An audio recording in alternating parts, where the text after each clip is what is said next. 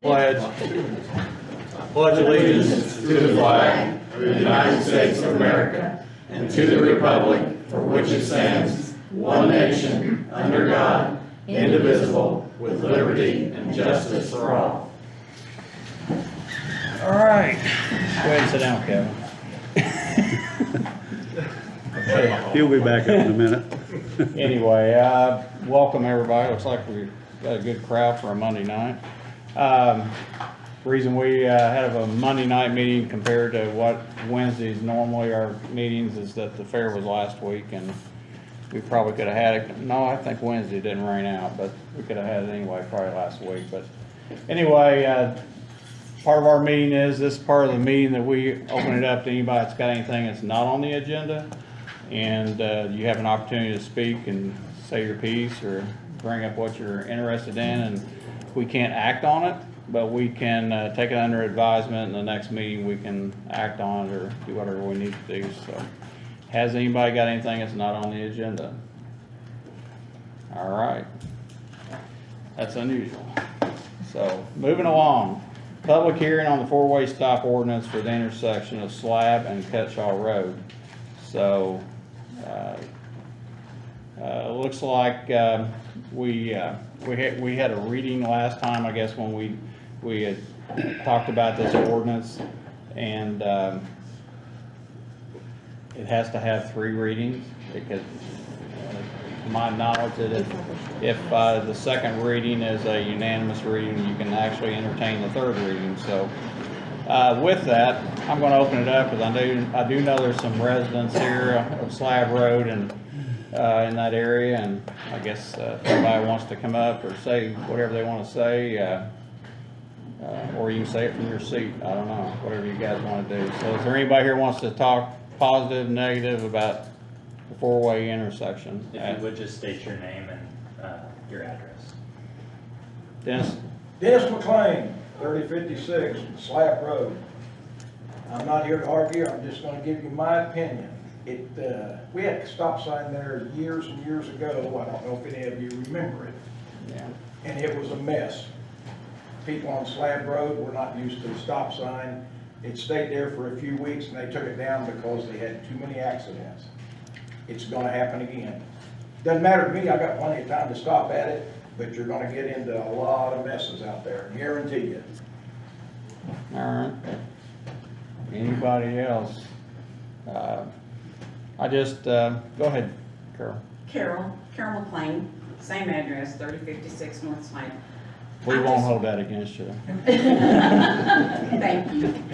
I'm just wondering if it could be like a flashing red light like you have at the end of Slab and 56 on the Cutshaw sides of the road. That way it would attract more attention and leave Slab as a through road. Okay. Well, one thing we have been discussing, I think this might be some of the, I guess, kickoff from us talking about certain roads in the county that have we've paved recently, and some of them are the straight roads, the Terry Road, the Slab Road, Lake Road, Boatman Road. I mean, some of those straight shots have been paved recently. As everybody knows, whenever you get a good paved road, you want to increase your speed, and those speeds have gotten out of control in some places. What we talked about was having a road survey to where we were going to see how we can determine to post those signs, because technically, and you can correct me, attorney, if I'm wrong, the state or the county has a set speed limit for all county roads, and I think that is 50 or 55. There's a presumptive speed limit, and it depends on a number of things, but usually it would be 55. So there is, even though you see a sign that might say 40 or 30, and there's one in my neighborhood, that's technically not a legal sign. Unless there's already been some ordinance that was passed after an engineering study has been done. Yeah. Then you can modify the presumptive. And that's where we were getting at, is that some of these roads need to have a different speed zone on them. So, with that, I think this is, more or less something that we were looking at to slow people down a little bit or try to break that speed of some of them running it. And I know Randy said it, and I consider myself there's no law enforcement here, I consider myself a person that drives faster than normal speed limit, so, but I actually have had people ride up behind me, like, get out of the way, I mean, so anyway, I'm gonna let John or Randy or both make comments or whatever you wanna do, so. Yeah, my experience with stop signs is I've looked at them a couple times. We're gonna put them up because some of the neighbors wanted them. Turned out once we started even putting any signs up at all, some of the other neighbors got mad as can be. And so what I've kind of looked at when I looked at the law, I was gonna put one up out on Leody Road about a year ago. Boatman. Leody too. Oh, you're talking about, okay. And I looked up the law on it, and basically they ask you to take look at all the options before a stop sign goes in. In other words, I think somebody mentioned about some different things we could do, and I have talked with our superintendent a little bit about it. There's not going to be anything major we could do, but I would be kind of in the area of looking to see if I mentioned maybe widening that, maybe cutting some areas back. I don't know all the answers. There's people who know how to do that better than I do. But I don't think I want to do a final vote on it tonight. I think we need to look at some options, maybe what we could do different. And stop sign I remember that when it happened, and I do remember a lot of people being upset. It sounds good to put these things up and everything's going to be okay, but a lot of times it isn't okay. So that's just kind of my opinion. I think we'll look at some other options first. Randy? I'm looking over a report that Jeff, I had Jeff run for me on how many wrecks was a slab and cut off. And we're averaging, sometimes more than this, sometimes a little less, but we're averaging about 5 wrecks a year there. I live on Cut Off. And matter of fact, I can see the intersection. So every time there's a wreck, I see it. And I also see people going down through there 70 mile an hour. Police officers are here, I'm gonna tell you right now. Guys, I get thinking about something, I get going down there to the bottoms. There's times I'm running 65 mile an hour, like Mike says, there's somebody around my butt, and sometimes there's people passing me at 65. Also, my other concern is Slab Road. Well, I guess a sensible argument would be Slab Road is one of the very few roads in the county that doesn't have any stop signs and 4-way stops. If you follow the same road across the road on the Bogarts, every 4-way intersection has a 4-way stop. Well, no, that's not true, is it? On the first one, doesn't. There. No, that's a 3-way. That's a 3-way. Yeah, every 4-way stop is, or every 4-way is there's a stop sign. And in most our county roads, every intersection there's a 4-way stop.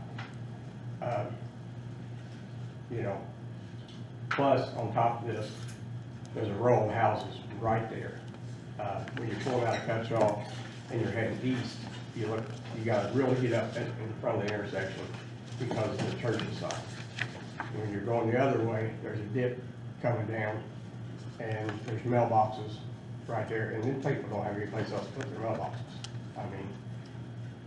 And also on top of that, I think there's even a tree stump down through there. But by the time you get out to where you can see, people, you think it's clear, and you pull out, and they're on top of it. And I understand, if you live on Slab, it's not so much an issue, but the people who go down Cut-Off, it is an issue. And the amount of traffic on Cut-Off has tripled since I've lived there. It's like it's a major thoroughway through there, 3-way through there. I'm not sure why. Not that many more houses down through there, but there's a lot of houses. And that's my concern, that's why I want to see a stop sign there. Okay. Kevin, do you have any input? I mean, I think you guys covered it. There's no doubt that it's probably, a lot of people speeding down that road. There's no doubt it's a dangerous intersection. I mean, we could put, dangerous intersection ahead. Will it do any good? Probably not, but it's whatever you guys want to do. I guess at 5 accidents a year, averaging, I mean, here, you can read the Okay. report. but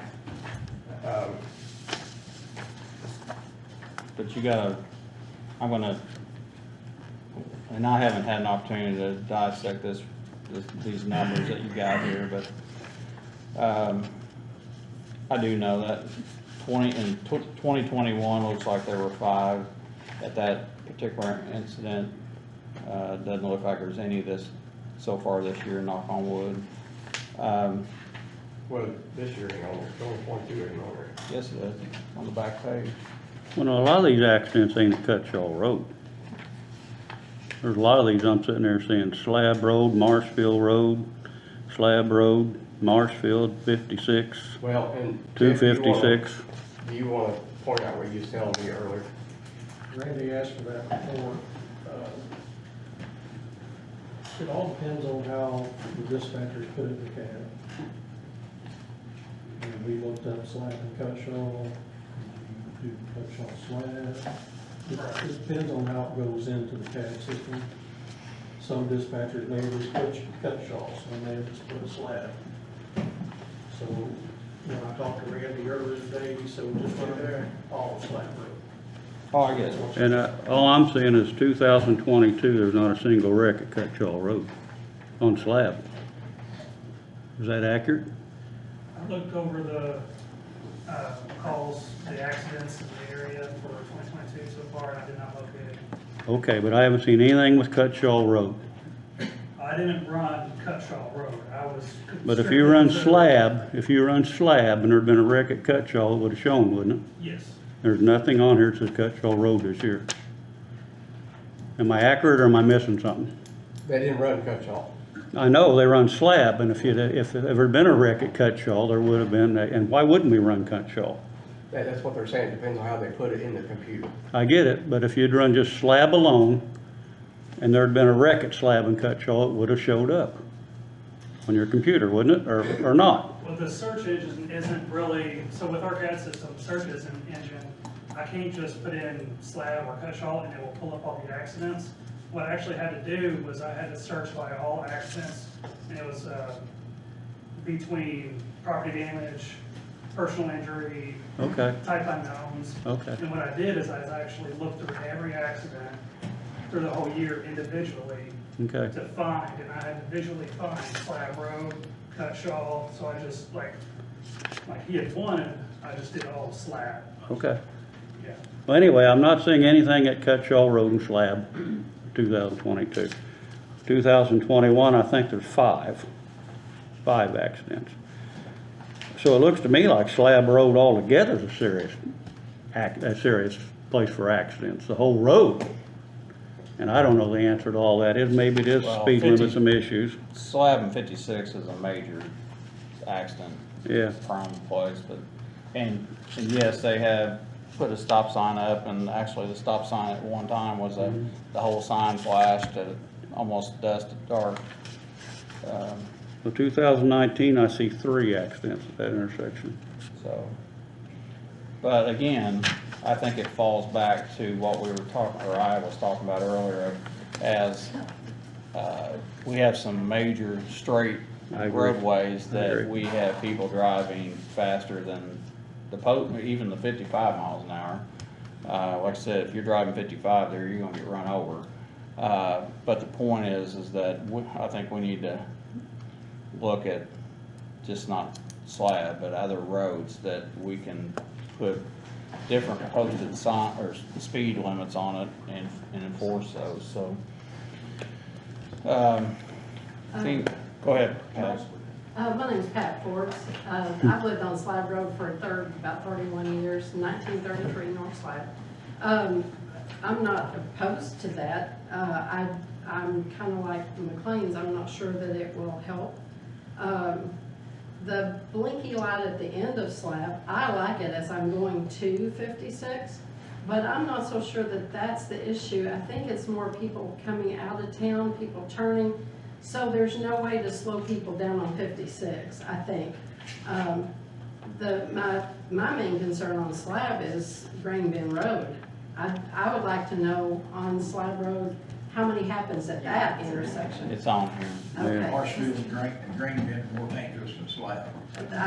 Yeah, I would agree. Well, the with bad that. thing, and my family's lived on that road for 100 years, and ever since I was born, I've been on that road with a tractor or something, and I can remember when it was a wooden bridge. But the 56, most of the accidents on 56, unless it's fog related, and people just not seeing that road ends, even though you lived on there forever and a day, are usually early in the morning or late in the evening when the sun's in somebody's face and a car stops in front of them. Right. And somebody gets rear-ended, or somebody hits somebody head-on. I mean, but that is a very, I don't know what the answer is with the state. I mean, I don't know if the state's gonna do anything more than what they're doing now. But, go ahead, Jeff. The 56 and Slab, and I contacted them about the flashing stop sign. They sent their engineers out there, and they are planning in the next couple of years of putting a turn lane off of 56 on the Slab to hopefully alleviate that problem. So center turn lane. Yeah. Well, that'd be good, because like I said, you can see all the black marks out there where people try to lock it up and keep from hitting somebody, but, But as I travel, Slab Road, I see Grain Bin as being probably the worst spot for me as a traveler, because you never know when they're gonna pull out, and then you're already scooted over, but somebody coming up that hill, they scoot, so, yeah. You never know what side you're on either, do you? well, I mean, I watch, because I've lived there, Yeah. but Well, I have to. not everybody pays attention, I Right. guess, It's hard to And I- see if you're on Green Bin Oh, yeah. trying to pull out, Yeah. especially if the weeds are not cut down. Yeah, I agree there. I was raised on Green Bin Road, and now I live on the Slab. And what you said was interesting about Marshfield, and that's one of the reasons I had for this report, is for some reason, there's not been as many wrecks on Marshfield, and that's the strangest thing. Yeah, because to me, it's more dangerous. It is. Cut you off. It is. You've got a great big hill right there on one side you can't see down. And, you're coming up the other side and there's another hill right there. But there's not as many wrecks. But I will say when there is one, it's a lot worse. It's a lot worse wreck.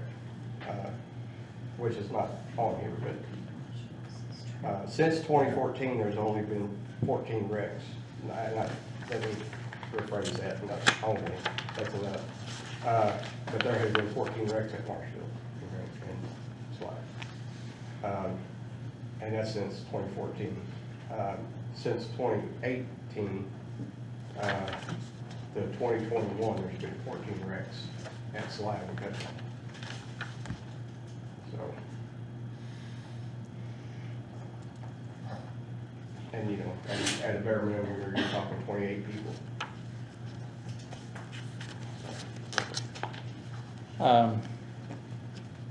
Refresh my memory, Kevin. I mean, the speed study that we were talking about, or saying that somebody was saying we needed to have a speed study to post a road.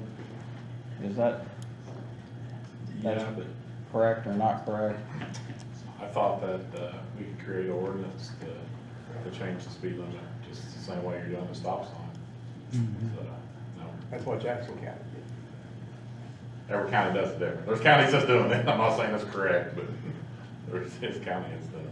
Do we have a legal precedent? I mean, Indiana Code 9-21-5-6, except as provided in subsections E and F whenever a local authority in the authority's jurisdiction determines that the maximum speed permitted under this chapter is greater or less than reasonable and safe under the conditions found to exist on a highway or part of a highway, the local authority may determine the reasonable and safe maximum limit on the highway.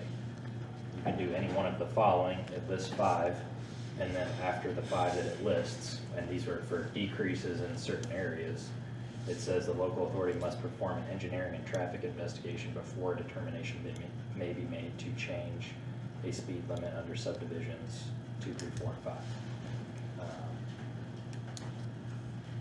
In subsection 1, it's only when it's decreasing the speed limit. And section B says the same thing. Must have an engineering and traffic study prior to the alteration or modification of the speed limit. And my thing about the speed limit thing is, you know, yes, you can know something, but Jerry, correct me if I'm wrong, you guys are out there on cut y'all all the time. We usually sit there. You do? Cut it on slab, it's one of the same places to slow people down. Right, you're at the church, a lot, right there at cut y'all's lab. And, guys, you know they're still flying. So, what putting the speed limit sign gonna do? Everybody knows you can't go 70 miles an hour down that road. I mean, You don't have to do it if it's in an area immediately adjacent to a school, like in the direct vicinity of a school. And there's one section that deals with urban districts, not less than 25 miles per hour, but that's not what we're talking about. So now we're talking about a rural area.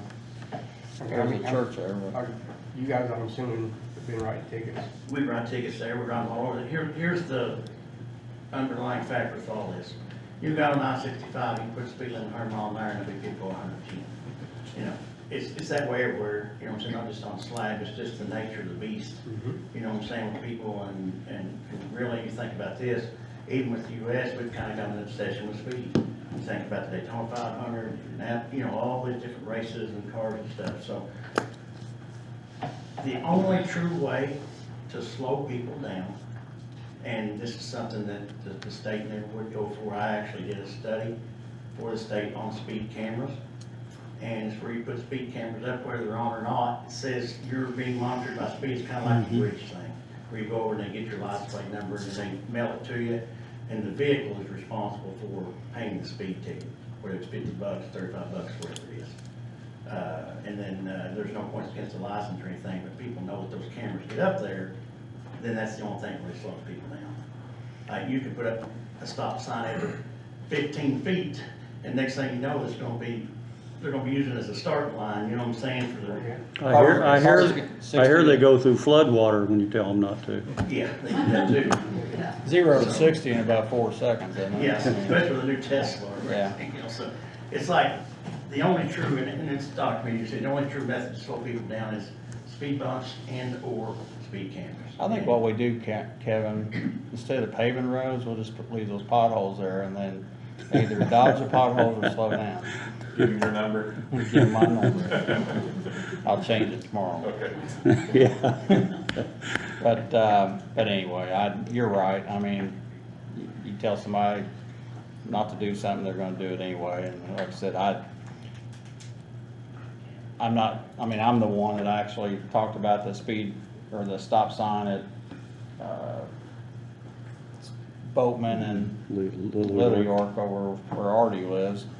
And because I had a lady call and saying they're driving fast down through there, and she's got kids playing in the front yard, and was nervous about them being out there. But John said he had a neighbor out there telling him quite the opposite. You know, hey, you know, I don't want them stopping and starting at my house. I'm listening to them, you know, stopping, braking, and speeding back up. Parking their cars and throwing their trash in their yard, they said, yeah. Yeah, so I don't know if there's a happy medium, but, Yeah. Well, but for me, I mean, right here, just how many wrecks on Slab Road? And we all know the Slab Road is highly traveled. We all know that everybody's driving too fast. Jerry's having to park a car there all the time. And that just means they slow down at the church, right? Yeah, and then they speed up as soon as they It pass. says that, yes, they're out of your sight. I guess. And I'm not opposed, I wouldn't be opposed to actually putting another stop sign at that Yeah. much, honestly, I really would. Do you have any, sorry, I'm sorry. But, you know, and you think of, I mean, just look at how many accidents we got here. And no, they're not all catch-all. But you've got a group of houses on both sides of that stop sign. You know, and it's just, I realize it's aggravating to have to stop when you're on the move and you're going down the road. But again, this is one of the very few roads in Scott County that does not have a stop at every four-way. I'm sorry. Carol? What if you did the rumble strip section, before the intersection on Slab and on Cutshaw, and then down at Grain Bin also, since that's another point down there. I mean, that would definitely draw your attention that there's a stop I'm gonna there. ask some questions. Jerry, do you know how much those camera machines you're talking about? Yeah, I think they're anywhere from $5,000 to $10,000 a piece. There's some grants for those that are available. The only thing we have a problem, may not be a problem there, is usually, you gotta have electric to them. But now, since solar's come in, one of the best examples is if you go to Austin on Boo Road? Boo Road, yeah. I saw that one. Could we use the one Jeff's got? Is that thing you have work, No, Jeff? no, no, That wouldn't work? That's the portable one, Okay. yeah, no. No, we use portable one, we had portable when we take them set up. Does the one at Boo Road, does it have a camera on it? No, but it just. I'll make sure I slow down next time. Yeah, right, because they see that, you see what I'm saying? I know. But yeah, and that's something that you could do actually as a county ordinance, is make it a fine, like, you don't go against point, don't go against driver's license, it's just a local. Yeah. That's something Zach obviously would have to determine, but it's just, like a seatbelt ticket fine, it's just if you get a ticket $30. Well, I've seen them, they're everywhere, and actually I read an article, because I was looking up some stuff, and I read an article where a guy goes, when you see one of those things, don't smile as you go by, because he actually lost his insurance because he got a ticket that was outrageous, and his insurance dropped him, so he said that one ticket cost him over $1,000, and then another insurance company, so, but I didn't realize there was a law, I guess, that you can take a picture of somebody's license and send them a ticket. So I guess that must be individual ordinances and individual communities, so. Each community, you know what I'm saying, it's like, up north they have them a lot, up around the area. Is this thing just, when you put it up, is it there to stay? I mean, it can't be It's mobile and Yeah, moved around it's- anywhere? Yeah, there's different kinds, there's the mobile ones, and then there's the permanent ones. I'd be more interested in the mobile, Yeah. but Well, I'll be honest with you though, I think just the permanent ones is just as cheap, because I think the mobile ones Yeah. are more expensive because they are mobile, they're like $10,000 or $12,000. I know, but You can get 4 for, yeah. would cost you. There's really about, we've narrowed it down actually, that we've got about 5 places in the county that are speed problems. And we're targeting those areas, but then again, like I say, we don't have somebody sit there 24 hours a day, 7 days a week, and then when they just get past the speed. But I really think, obviously, it'd be something, even if it didn't take the pictures, just a sign, caution sign, telling you to slow down, you're going too fast.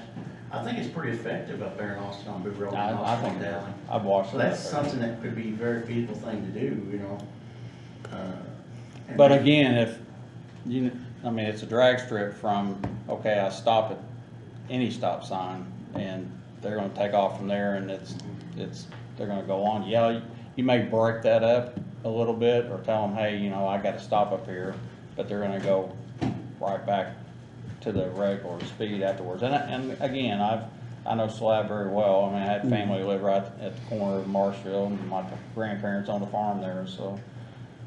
Grain Bin you've never been able to see over that hill when you inch out until you can finally see down the road, but, I don't know what the answer is there. I mean, I think the answer is, quite honestly, I say I don't, but I think that it's try to reduce the speed somehow, and make sure all of our intersections have clear sight of enough road that where you can pull out safely, so. You got anything else? No, I'm like you, a whole slab road, it isn't one spot. It's all up and down there.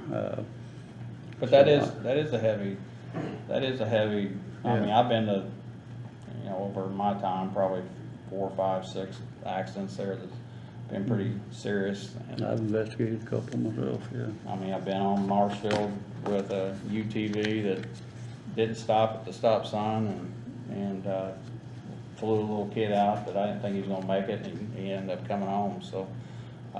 And same thing here at Grain Band, there's been accidents there. But, go ahead, I'm sorry. What would be the cost of like what's on Boo Road? Because I've been driving, you know, I travel that road some too to go to my parents. But I'll see that and I'm like, oh my gosh, I didn't realize I was going that fast, you know, so I slowed down. Could you do something like that to try it on slab? Because maybe people just aren't thinking. Well, that's why I say that would be something also, that if they wanted to do that, would be good to put up like it would be that there exactly, what would be, it's a flashing caution, telling them you're going over the speed limit, and I really think they're effective. I think that they do. Like I said, the ones in Austin do real well, of slowing people down. I'd rather see that than a stop sign for sure. Well, Well, let's, we should try. can we get a price or see what those things cost, Kevin? Yeah. And Worth then looking at, yeah. you think there's traffic I think grants out we there? could get some grants through ICJI. And check with River Hills too. We do that. Lit him up there. No, we have done the studies. What happened though, somebody steals our Yeah. machines. Well, I don't think you can steal this one's Yeah, in this is concrete in the ground. Yes. And it's just it's almost like yellow caution lights. Don't they steal the batteries? Yes. They steal Well, the this is a solar, the one in Austin's got a solar panel on the back of it. Mhm. So it actually does pretty good. I mean, and even if that, it's a deterrent. And quite honestly, I don't know what the difference in the price from one telling you what your speed and telling you slow down versus the one with the camera that takes a picture and you can, like a deer camera, I guess it is. I mean, as long as you can get a license plate.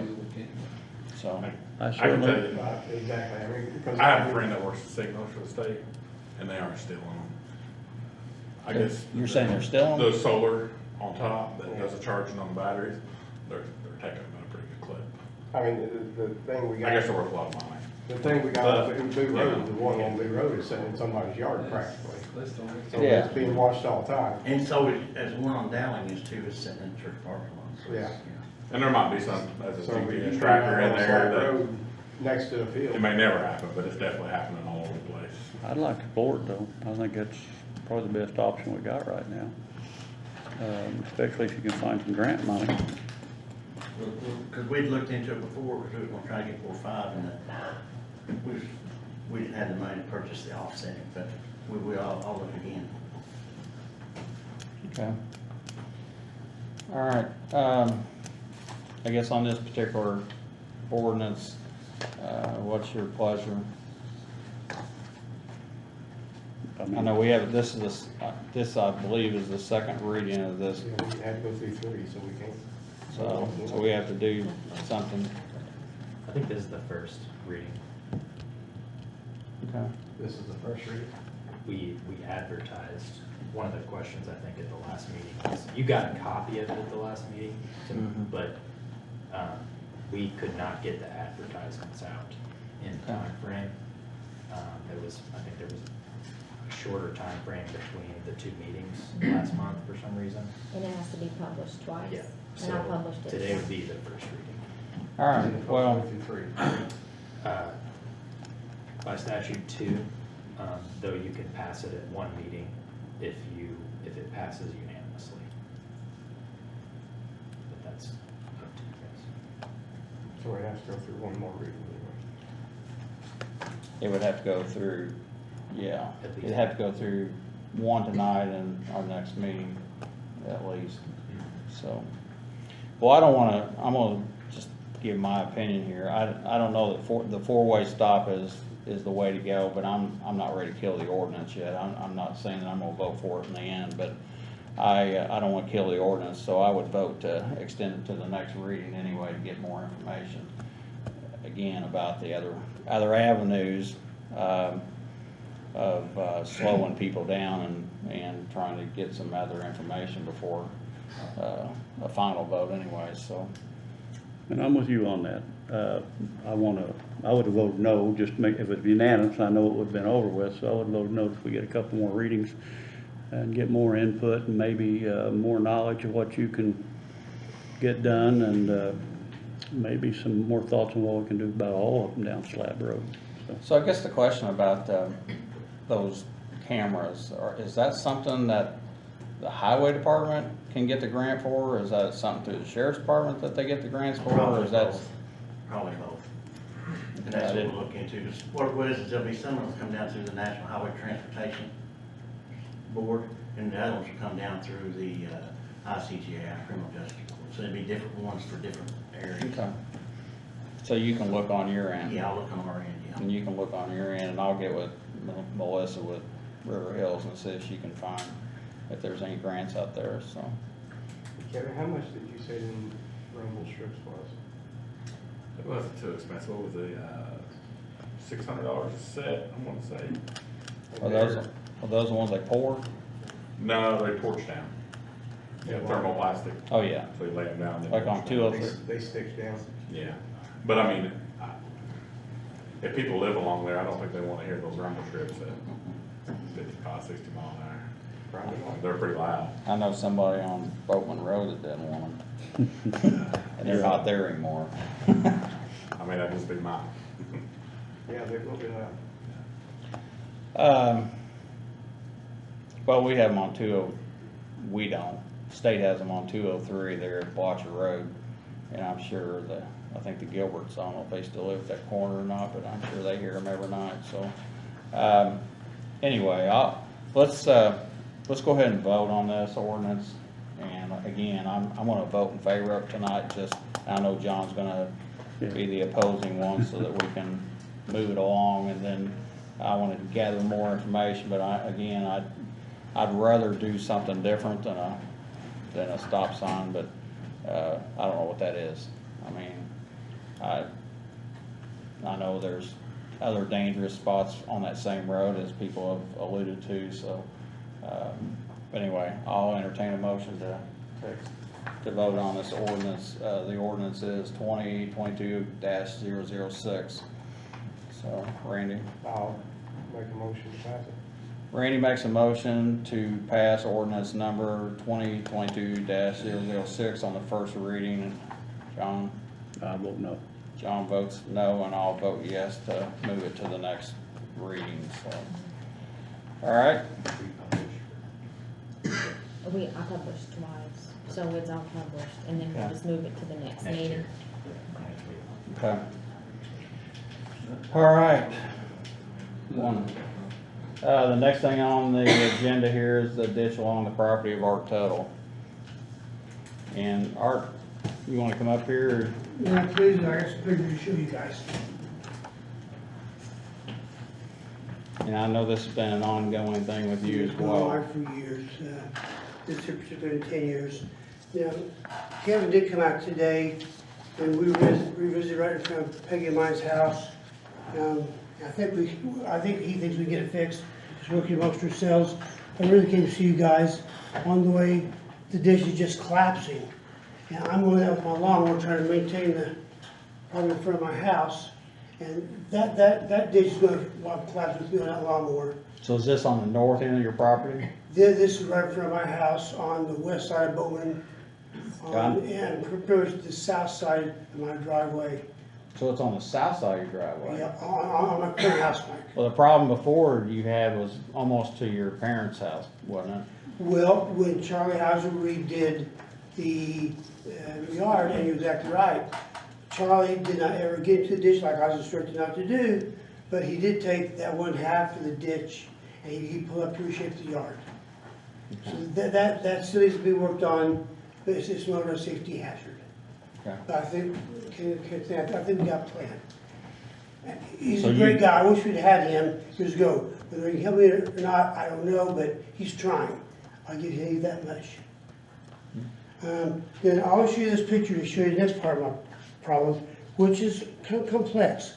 And right at the edge of my old farmhouse, right when the water goes under the road, that's kind of like the little retaining wall that my dad and I built, gosh, back in the 70s. There used to be a concrete abutment. You know, one half of it was parallel with Bowman, turned to a 90-degree angle. Had kind of almost like a little header wall, and right there at the corner of that is where the culvert went under the road. It's a 12-inch culvert. Car came and hit that years ago and knocked the top of it off, and knocked even the north side of it off. So that's when Dad and I did that to kind of hold water, and it worked. It was a 12-inch culvert. It worked well until that car wrecked. It destroyed it. Oh, wow. Yeah. This is at the end of Todd's regime. Actually, that was, even that wreck finished. So is Covering up this, the so is this closed between your property and your parents' property? Yes, right at the very corner. Then Todd came through, I think put 2-volt culvert in there, problem solved again. But what I did, rather than put that back, I built this, I'm showing this during a heavy rain, to show water flow coming down Bowman Road. It shows all water contained in the county ditch. I hope that makes sense. Right after that, of course, is where it goes into the road. So the black fence here is the corner of your new property. Yes. So is that water, which way is that water flowing? That water is flowing north. And And then there, and it stops right there, like that's where it flows. Then right there at that flows now east. So now I'm still on the west side of Bowman Road. Water's So does flowing that go north, under the road? And right there is where it stops, goes under Bowman Road towards the east. Then it goes ahead and proceeds again north. Okay? so it runs on the east side of the road after that? Yes, exactly. He saw him. Now, Okay. you can see how all that water is contained in that ditch. If you look, as soon as it leaves under the road, here's what happens on the east side along the property line, and this is mild, from Denise Moore's to our original house down to Ron Moore's Salmon. And I wish all the neighborhood would be here 10 years ago. This may have been solved 10 years ago, but fortunately there are here. You've been here before, but you said there was a retaining pond somewhere. Yes, Is that right. on the east side of the road or the west The side? retention pond is back along the west side, and Is that north of your parents' property? yes, it is. Behind that trailer? Yes, it is. That's what I thought. Now, the problem is the LD Jones property.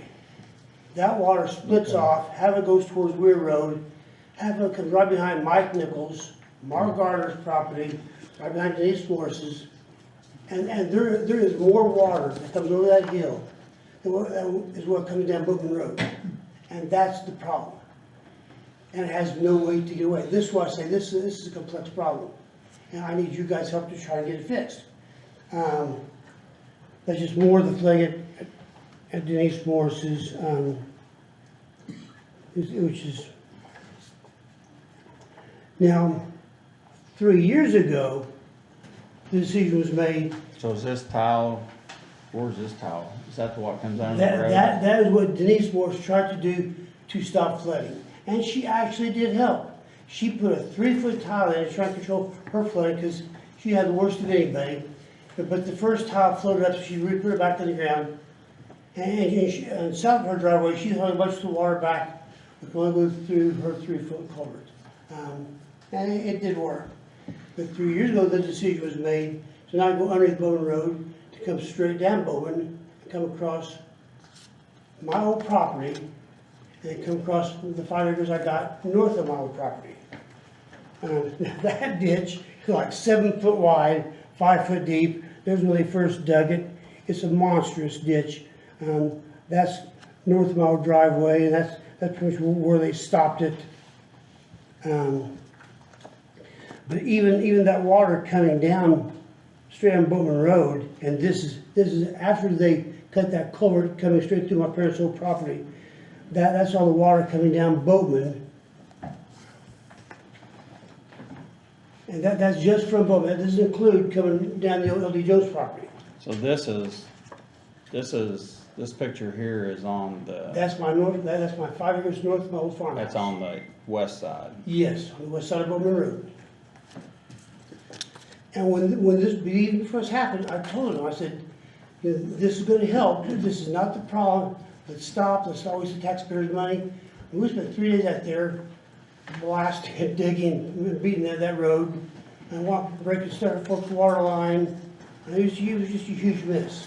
And then the county went back in the spring and collected up all the dirt, see how they ever did that, but hauled it all off. Because I knew when they put that water on the north side of me, it would help the east side of the road, it had to. There's less water there. But they flooded out the trailer just north of me. Yeah, that trailer, I've seen Yeah, it before. I mean, they flooded him out. Now, behind this trailer is where that retention pond is? Yes, exactly, that's where it was to be cleaned out.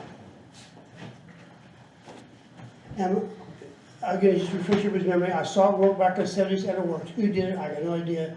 Deborah Wilson was involved, I assume Gordon Jr. was involved, probably L.D. Jones. I saw it as a kid. The reason I'm here tonight to speak is because here's the property that I don't have really good pictures of it, but here's the picture I got of my property. Right before I sold it, I still have my fence up, I think it's still wet rainy day. You can see how well it's nicely maintained. Since they cut that ditch and water flowing through my property, I can't maintain it.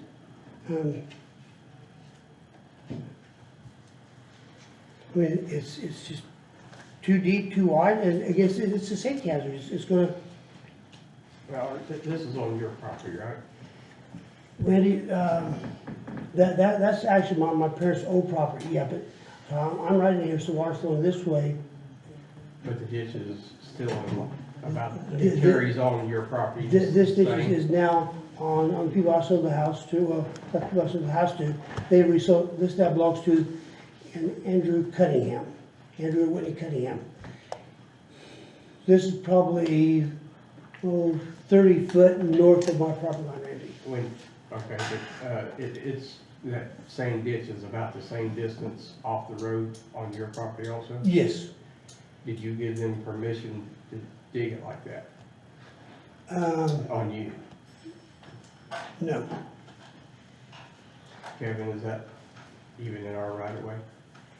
Well, it's just in 20 foot, so it should be. Is this where culvert's in? Yeah.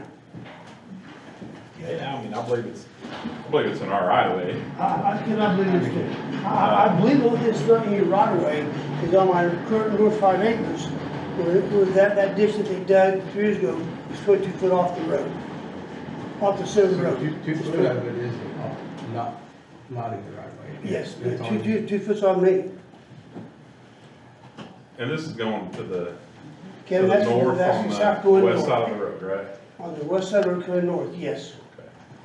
From your old house? Yes. So, And you asked them not to dig it that deep, that lot. I asked them to dig it at all.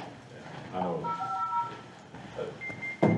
I begged them to plead it. So, went to I was out there today just to get a little bearings on what Art was looking at, and I spoke with another neighbor.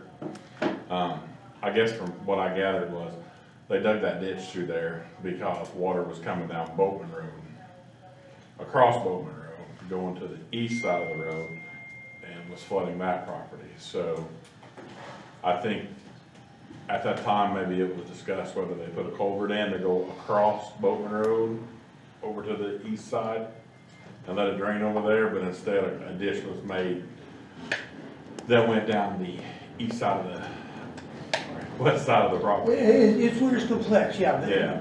If you're over coming north, So, west of the road, on the west side of the road, go all the way down about 2,000 foot to the west side of the road, when it gets right to the corner of my house, it dips under the road, it goes back, of course, to the east, then once it gets back to the east, then it goes back to the north on the east side of the road, about probably 600 or 800 feet, then once it gets to a little culvert right this side of the intersection, it dips back under Bowman, and flows out just north of their mobile home, back to the Alta Creek Bottles.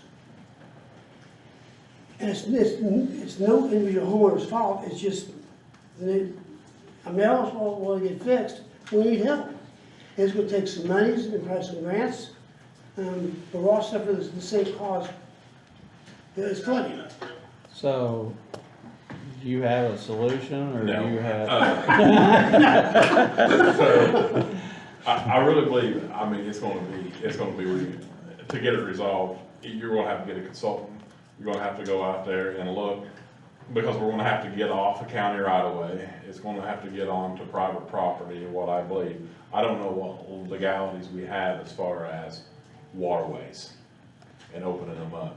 It runs into IDNR permits, it runs into Yeah. private property permits, and there's no doubt the water doesn't flow good heading to Bowman Road. I agree with that retention pond or whatever it is that runs alongside the trailer has issues, but it's definitely way past the county highway issue. Now, the ditch that runs along the west side of his road, you know, there isn't a great answer for that one without pushing the water back onto Bowman Road. Now, I think we could fill it in some. Are you talking about in front of his house or my house? Well, it would be in his hayfield, on the west side of the road, Okay. right before the trailer. We own the house opposite. On the other side And we of the have road. to get the same problem. Right, We have 3 foot of water standing in the ditch. right. Okay. I think, you know, I mean, at the end of the day, it's floodplain. Mhm. My question is, the county, you said that 2 feet of that is on your property, Mr. Kettle, but also, when you say that 2 feet, there was a culvert that the county installed for you on that piece of property with county money. So if it's on your property, don't you owe the county money back?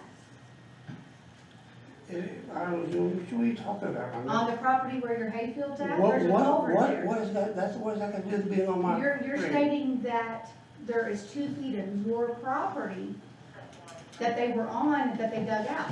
They dug out my property many times on How's your that behalf, because mine's just as low as yours. I don't understand your point.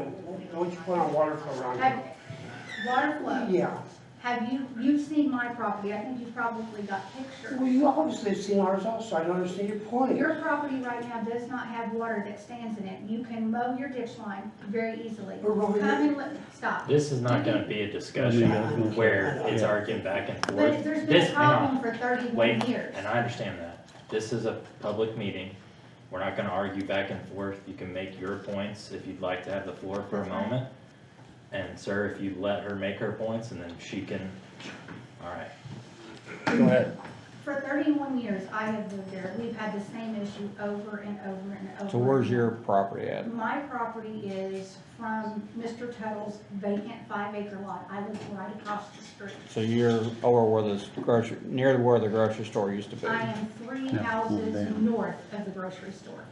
Of Oak Okay, Rose's grocery okay, I store. know where you're talking about. And I'm 4 and 5. Yeah. And I'm the yard that gets flooded from the water crossing the road now, the tile that was put under there, I get flooded from. So you're on the east side as well? Yes, I'm Okay. the yard that gets all that east side water.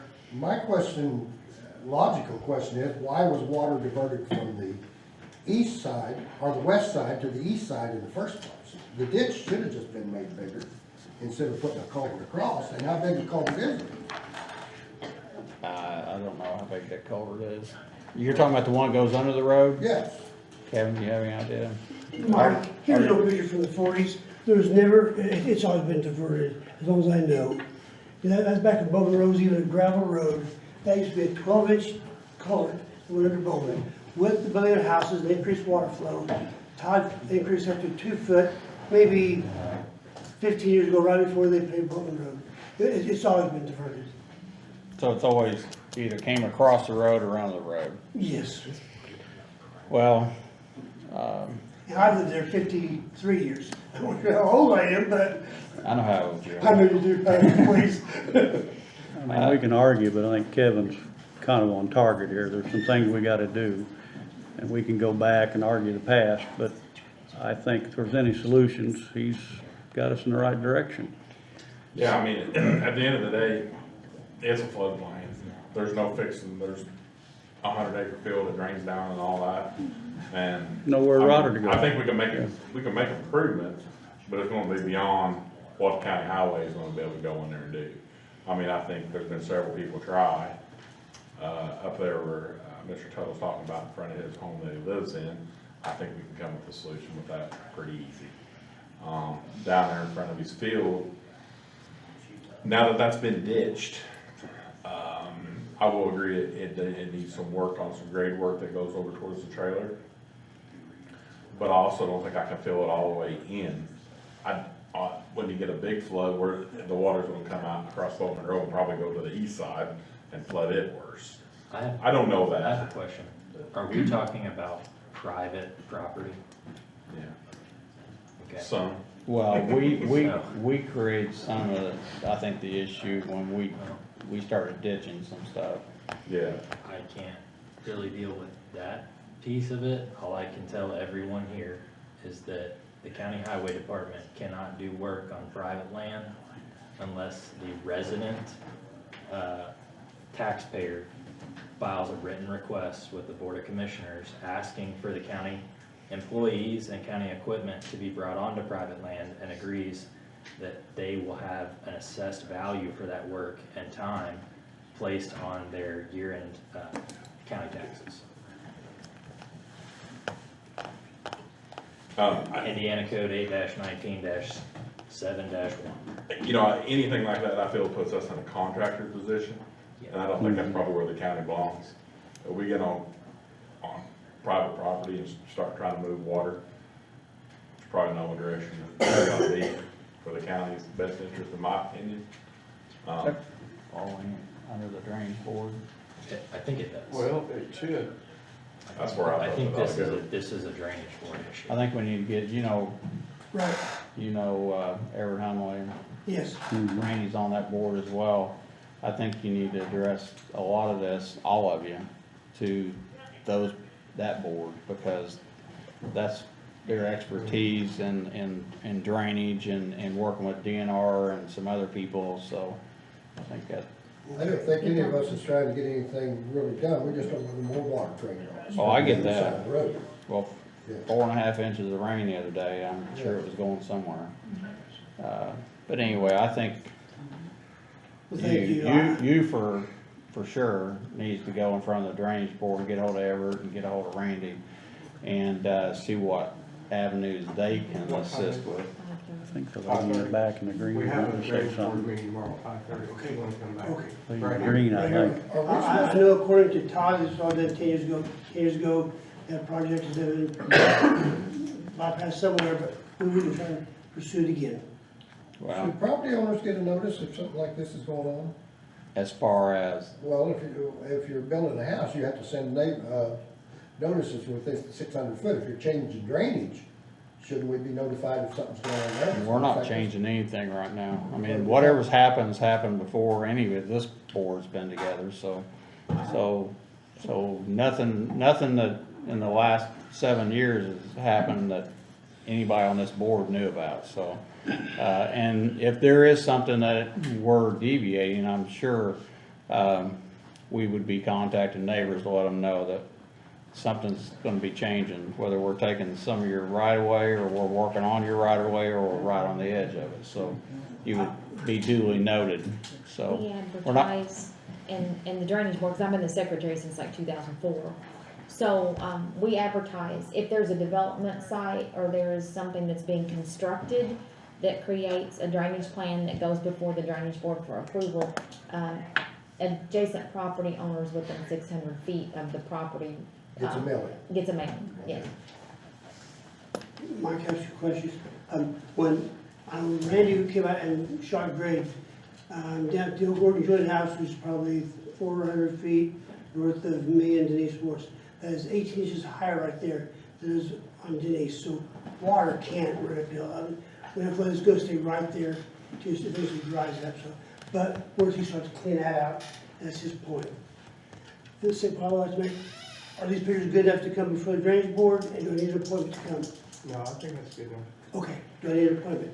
Do I need an appointment? No, shouldn't be. Tomorrow, if you wanna be here, we can do you can introduce yourself, we can do a public comment section, and you can introduce this subject, and then, I don't believe our HWC engineer is going to maybe be in person, I'm not for sure, but I think we'll have him on the phone. I'll double check that, because it might be something that the drainage board might have to, and develop a project and maybe get with the engineering firm and see what they can take a look at as far as the topography and the floodplain elevations and whatnot in that area. Okay, Like I said, I think the lady in Good. the back wanted to say. I think so. His mother and father own the one where the trailer is, and he's had dirt hauled in and dirt hauled in and dirt hauled in, and as fast as he hauls it in, Washes out. it washes it What's away. it about? And I feel for you. it's, his mother is now wheelchair bound and stuff, and when it rains, it's harder than heck to get her to the vehicle, because we can't drive to the door to pick her up. Okay. Well, let's see if we can find a plan that helps everybody, east side, west side, and north. Guys, thank you. It's a lot more direction than I got from 3 years ago. I do appreciate that. But I will say, I think your avenue is with the drainage board right now, because they're the ones that can, Is that an open meeting, sir? pardon me? Is that an open It meeting? is a public meeting, yes. What time? And it's What right time here. is it? 5:30 tomorrow evening here in this room. Great, thank you. Yes. Thank you, Artie. Thank you, guys. Thank you. Thank you. Hey, you gotta stay for the rest of Hey, it. I'm not staying for any more. Can't handle it. Health board, welcome back. Thank you. Well, on a lighter note, On a lighter note, we're gonna have a back to school bash at our property, your property. We pass it down to Randy, please. At the end of this month. So, obviously we'll be doing the immunizations, Life Spring's coming in and doing physicals, and then, Stillwater, therapy services, they're getting some booths together that will be outside, to give out free school supplies. So, yeah. just kinda like what Walmart kinda does. but you're giving Probably it's not shots. that big, but yeah, with shots. So we did it 3 years ago, the summer Pre-COVID. before COVID. It was a huge hit. Lots of people came in, got lots of kids free physicals. Then COVID happened, and we haven't been able to do it. So yeah, and This so will be at your place? yeah, we're gonna have the booths outside on the south side, kind of block off that part of the parking lot. And the sheriff's department's gonna be there to help us do that. And It's on then Friday, huh? and then park everybody on that north side, and then obviously come inside for the physicals and immunizations. So Good deal. yeah, hopefully a good turnout. Last time Patty came, we talked about mowing bids. Didn't get as much interest as we did last time, but here we are. The top one is the guy who did it before at 400. We had one come in from Pinnacle Outdoor Services for 500, and then Casey Spicer in at 200. So I don't know I if put you- on, I see on this one, it's 8 hours per day, 2 employees, 2 Yeah. mowers, 2 trimmers. Does that mean you can get more done quicker, or, So I don't know what the other guy. I used the exact same wording that I used for the last bidding. I just changed the date in it. And for some reason this time it seemed to be more confusing to people. I tried to explain these are the overgrown properties, kind of sight unseen, because we don't know what properties we're going to give you that year. But that was his wording that he came back with on 2 separate occasions for his bid. So I just put it in there so you guys had all the Whatever that- information. Okay. Was the person we did last year? Yeah, the top one. Top. Jack. And he So, increased it from 100 to 400. That's where 150 this- to 400, that's where yeah. we're- And why that's we're talking based about this, on, he said fuel, I don't the blame amount of property, because a lot of those properties, it is sight unseen. So Mm-hmm. very rarely do you just get a residential property that's just, overgrown. You're probably gonna have to move some stuff out of Some your of way it's so you don't bush damage your hogging, equipment. Yeah. so the question I have is, are these people insured? I think we require that in our contract that we did last year with Zach. So, Okay. and then in the contract, it states that we're not responsible for anything. Talking about the mowing.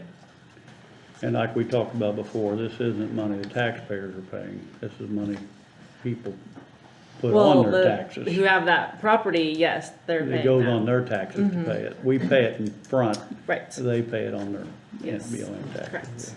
And we send letters, we're not just, somebody comes in and complains, that their neighbor's property is overgrown or whatever. We send letters, we try to contact them, Yeah. go out there, take pictures. So by the time that it gets to this point, there's been effort made. And I think our ordinance, I don't know exactly, you probably would, but it's gotta be certain height before you can even start talking about, just because the neighbor don't like your Yeah, I neighbor. don't remember it off the top of my head, Yeah, but yeah. I've only been back. It's gotta a be week. like a foot tall or more. Right, yeah. Okay. Question, are these, I know the one evidently is a business is Pinnacle Outdoor Services, but the other two, are they contractors or are they someone that just says, hey, I wanna go mow a yard? I mean, That's what I was wondering, 500. So maybe the lowest bid, I think maybe an individual like that. I know Zach last year, he had an LLC, so I don't know that for sure, but I can ask that and come back. I mean, I'm We not, don't know if there's a case. I do not know. Lowest Kate, bid's yeah, got he just sent me an insurance or email. not. that's what concerns me. We have one, it's a substantial low bid and, you know, technically we go with low bids, but if comparable services is different. Right. Just curious, this ain't something we have to vote on, is it? We could just give you the authority to do what you think's right on this, couldn't we? Well, technically a contract. Contract, you guys would have to. But she vote could to pick who sign. she wanted, and we could agree with it or not agree with it. Yeah, I mean, I guess I could, Yeah. round robin and I'm only have saying all that three of because them you a probably contract. know these And this is people. less than $50,000, right?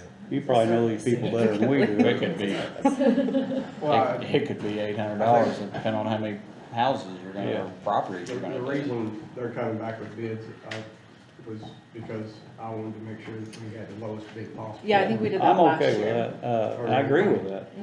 Somebody's already got a Well- hardship going on, and I hate to compile that. Yeah, and I think what started this process last year was that court decided not to do it anymore, because we usually just did it with court. Mhm. And so then we didn't really, I think he quit doing it. yeah, I think he sold some of his equipment, so then we had to put the process out there, and then we, I think, revamped the contract once that came on with that sort of thing. You have any thoughts? You'd like to- Not my expertise. I know it isn't, but, okay. I'm gonna say, I think we have used Zach in the past, correct? Yeah, I haven't had any issues with him this So, I past year. mean, and he was who we contracted with before, even though he's higher, I'm torn here with a guy that's, I don't know, and I don't know any of these. And if you want me to go back and ask them to submit some sort of like liability insurance, References or- and come back, I can But do that, but whatever again, you guys I prefer. don't know, I mean, do we have any out there that's withstanding right now? Zach did one at the beginning of June, and that Saw was his last one, Saw the so, invoice. what is it? I saw that. Yes. Actually, I Oh, I know saw the Zach's claim been- or something on Yeah, that. Zach's been getting the job done apparently, hasn't he? yeah, This one at the bottom, obviously the best price, but I don't know what they can do, can't do. right. I'm for leaving with Zach. Randy? I would like to, I don't have nothing against Zach, I don't know the guy, I don't know any of them. Can't me either. Before you guys make a decision, But- could you read the names and bids? Yeah, we can, I mean, Sure, so, Under the, Zach Bell, who's our previous contractor at 400, which I think that was stated at the last meeting. Pinnacle Outdoor Services, 500. And in his notes, he just said that would provide 8 hours per day, 2 employees, 2 mowers, and 2 trimmers. I think that kind of goes back to what we were talking about, the properties sight unseen, like if it requires a bush hog. Not sure what that would look like. And then Casey Spicer, 200. One quick, was Zach still doing it? Or is he quit? So contracted ended at the end of June, so we have Okay, nobody. So we don't have anybody now. Correct. So that's kind of the only thing, time. So it'd be nice to get somebody. Yeah, I mean, I think if you guys needed more information or needed something else, I think obviously next week you meet again, so I think we could probably address it then. I'm like that, I'd like to know more about this guy a little bit. Okay. I'd like to know, I mean, see any references or any of them, Okay. Cause I don't know any of these three as well, so. Yeah, I And, agree with that. Again, it's a business compared to somebody that's mows his own yard and says, well, heck, I'll go do that, you know. Yeah. No, we definitely had some people that were like, I'm available on Tuesdays and Thursdays. I'm like, that's not what I'm asking. So, these were the 3 that submitted an actual price. I think they probably had like 6 inquiries talking about like what the job included and like that sort of thing, but. Why don't we table it till next meeting Okay. and bring us a little bit of information on each of these? I can do that.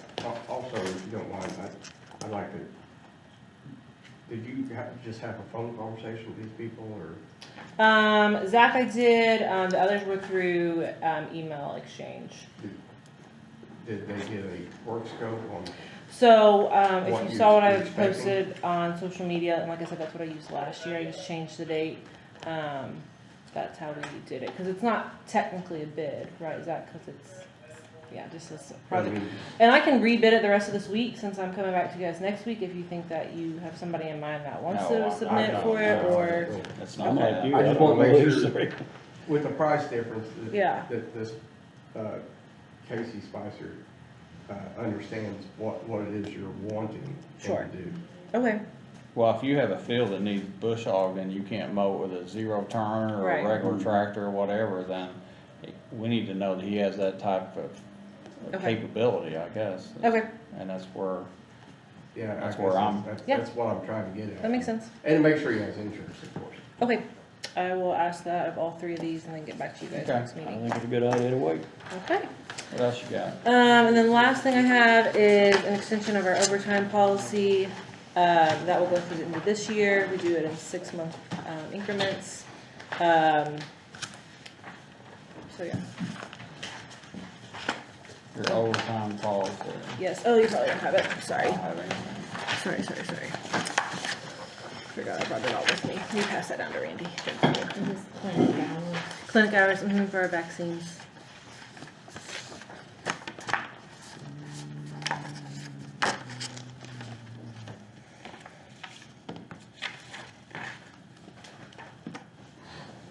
So you have the grant money, it says here, these costs will be taken from a $110,000 grant from the Indiana State Department of Health. Yes, So it's money you already have, it's not gonna cost us anything additional. correct. Grant money. Makes sense to me. I'm good with that. Randy? No, I don't want no free money. You have any guy No, I'm have, good, I'm good with it. There is no free money. What was your question? I'm just curious if you have any idea how much it's gonna run, about how much more money's gonna come out of that grant. I don't remember off the top of my head, but I mean, talking 20,000, 10,000? I think when we Guesstimate. did it in 2021, it was around 40. Yeah. Okay, but you got. But we were more. working a lot more. Now this, like what we do now, just a few hours every week, it's nothing. So I mean, that 110 will have enough to cover that, any other Oh, yeah. expenses you already, it's not gonna cut you short on your grant. Okay, yeah, I'm for it. So, I was told this today, and Mm-hmm. I don't know if there's any truth to it or not, Okay, but I'm gonna ask to see if you heard anything about it. put me on the spot. So, I know, I'm just teasing. because they're, I don't know, I don't even know the source. I just, it was something I was told. Okay. Something about another, version of COVID coming out of India. Well, I mean, it's a virus, so viruses mutate and change, and we're just gonna see that, I think, for a long time. And like right now, I think they're probably working on vaccines for the strains that have already came through, and if they can cover other mutations of the virus. But as far as like a new strain that would be like Omicron or something like that, I haven't heard anything. So I haven't heard anything coming out of India. No, a lot of my state stuff right now is about monkeypox. Yeah. So You can't go to a doctor unless they ask you that question anymore. Monkeypox and COVID. yeah, Have you been near anybody? yeah. So I haven't heard of anything like an Omicron surge again or anything like that. Okay. It's good. Yeah. I'll entertain a motion to expand the, I guess, the overtime till December the 31st of 2022. I'll make that motion. Sean makes that motion, Randy seconds it, I'll make it unanimous. So, Just need Mike to sign it, don't you? Yes, please. Yeah. what is today? You guys have anything else? Doing good. Thank you. Welcome back. Thank you. Thank you. All right, Kevin, you're back on. Come on up, Lucky. Oh, what'd you name the baby? Taya, was a girl. Taya. Congratulations. Yeah. first thing I got is NDOT, and it's gonna be US 31, do a bridge replacement. And unofficial detour would be Radio Tower Road to South Underwood Road. Anyway, that job starts 7/18, be closed to 12/31, so. I got a question about that. We do have semi-traffic that travels 31 pretty frequent. Yep. Will NDOT put a sign at Henryville somewhere that tells semi-traffic not to utilize south or north 31? It looks like per their map, it is gonna be 65 will be their official. So they'll put a detour Detour. sign on 65 that says, you know, go to the 29 exit. Yeah, yeah, the state will only detour to other state roads, they won't detour. I was gonna say, cause. I mean, people will use our roads, but they will not sign our roads, it'll be an Wow. official detour. So, yeah, anyway, 7/18 to 12/31, it looks like 65 will be their official detour. I'm not sure what happens if it shuts down. And our detour, I assume, will be big signed up, no semis on the county roads. Yeah, we actually, we have a few of those, so. I know they'll do it anyway, We'll like put we them were out talking there. earlier, but And we'll try to go through and record any damage or, yeah. you know, Well, kind of coming do our from due that, diligence. coming from that industry, I mean, I've had to pay for a lot of stuff over the years, so I mean, if somebody sees something, they need to report it so that we can find the company and, Right. you know, call in and say, hey, you just tore up a you know, road or sign or something, and then bill it back and have them pay for it, so. I did, cause I made a post the other day about all the closures that's gonna happen. We actually, I think outside of east and north 31 out of Scottsburg, I think everything else is gonna have road construction and, State Road 56 at Zion Road. well, it's Finley, from Finley to Zion, Yeah. it's gonna be shut down, and that's here in the next little bit, I think. They could, State Road 203. 203's down they, there. the state could, under certain emergencies, I think, send them all the way west at Henryville and back in. Yeah. They probably wouldn't be thrilled about it, but they'd get there quicker probably, if the interstate was closed down. Well, for to some me, reason. somebody did comment, say, what happens if 65? My thing would be is get with law enforcement, and I'd actually shove them to 62 and get them back on the interstate. I mean, because you're not gonna get on 31 and, or shut the interstate down and say, you know what, if it's shut down, it's shut down until they open it up. So, Jerry, I know you wanna say Yeah, something. that was basically what you were saying. If we had discussed that, I'm actually gonna have a meeting with the state police, because we looked at all those closures, and what you just said, if all of a sudden those roads are closed altogether, and then we have something on the interstate, we have to shut the interstate down, Scott County is Well, we're gonna be a done. mess. So, I'm gonna talk to them and see if they've got any suggestions with the state highway on opening up some of these things, or if they can be opened whenever if we have a tragedy, if it's just not blocked because they just gotta put another area of pavement or something. Well, you, like you said, you can go to 3 to Charleston to 62 and hit 265 again, or you can send them to Salem. It's a and, long- and hit, you know, go in to 265 the other way. I mean, it's a better road than sitting still on country roads. But if you're a semi driver, that's the best option you got, cause if you try getting on these county roads, they ain't going nowhere. No.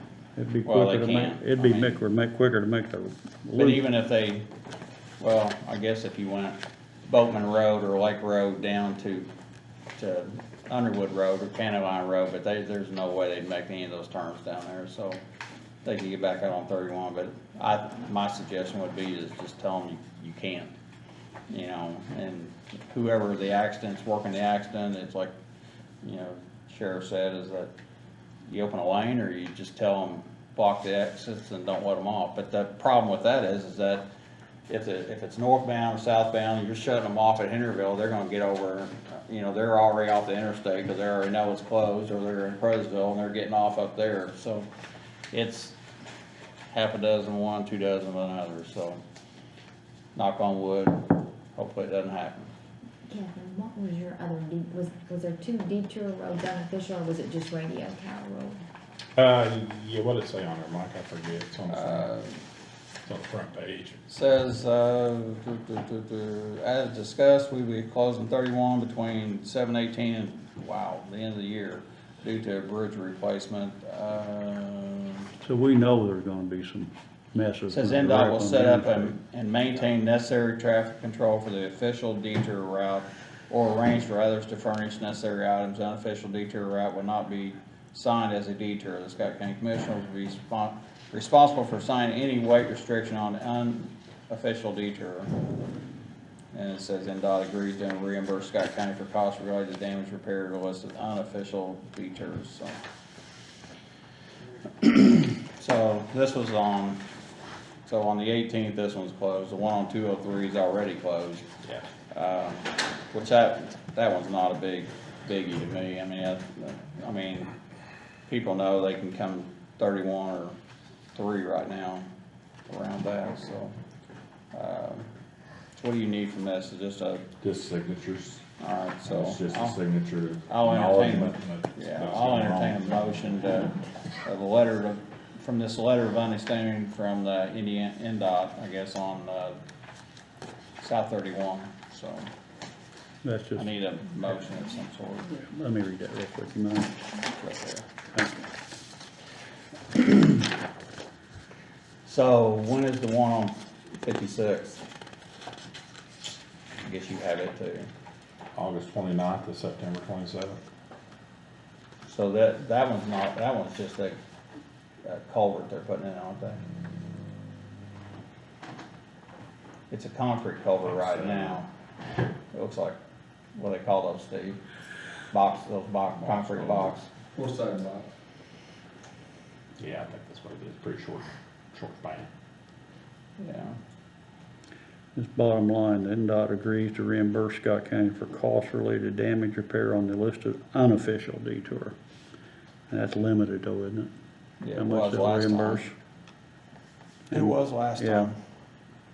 Everything's gotta be documented. Is it Radio Tower, and then was there another road? To Or was it just Underwood. Radio? Radio Tower to Okay. Underwood, and then it'll be back to the Any of those highway. places that we think we're gonna have, and you go out and take some pictures of the Yeah, I was, roadways. I was Especially advised the the best thing intersection. to do is just run down the road and record the whole thing. Yeah, that's And videotape. kind of document it a little bit along the way, and then if you do have damage afterwards, then Whose district's that in? you go through it. I agree to it, it's in his district, yeah. Actually, 2 of these are, one of them's in yours. Oh, no. So anyway, I'll entertain a motion on the one on 31. I'll make a motion, Pat. John makes a motion, Randy? I second. Randy seconds that, and I'll make that unanimous, so. How they come around? Oh, he's doing pretty good. Yeah. I was covered up today, but I ran out there just for a little bit, see how it was going, and they're moving whatever aggregate they got. They're taking over to Doty Mills, so they're kind of killing 2 birds with 1 stone, so to speak, making that road better at the same time. So I'm doing a guess, a good month worth of work there. yeah, more Likely. Yeah. I'll be calling Rose. Hopefully he can bring in slate next week, and it's put along pretty good, I think, Yeah. for the most part. Best you got. I don't really have anything for this, but I need to have this recorded on the minutes for the federal aid project. Basically, one of you to vote that you can sign for a federal aid project. So if you want to vote Mike to be able to sign for different things on the federal aid Got project. back. Pardon, For authority outside. Yeah, To sign for it, okay. yeah. could we make that motion contain the president of the Board of Commissioners, and that way, if next year it's rearranged, then we don't have to come back Yeah, and that would revisit be- this, is that good? That sounds good. Okay. You have something on here, highway bridge consultant contract, is that what you're Yeah. talking about? Yeah. So we have Getty Road, Bridge 100. It is, pretty much, it is a one-lane bridge right now. With the money that we have available in King Bridge, I would like to replace that bridge with county money. After consulting with a couple people, it looks like that is probably gonna be our best bet. Now, I guess the long and the short of this is,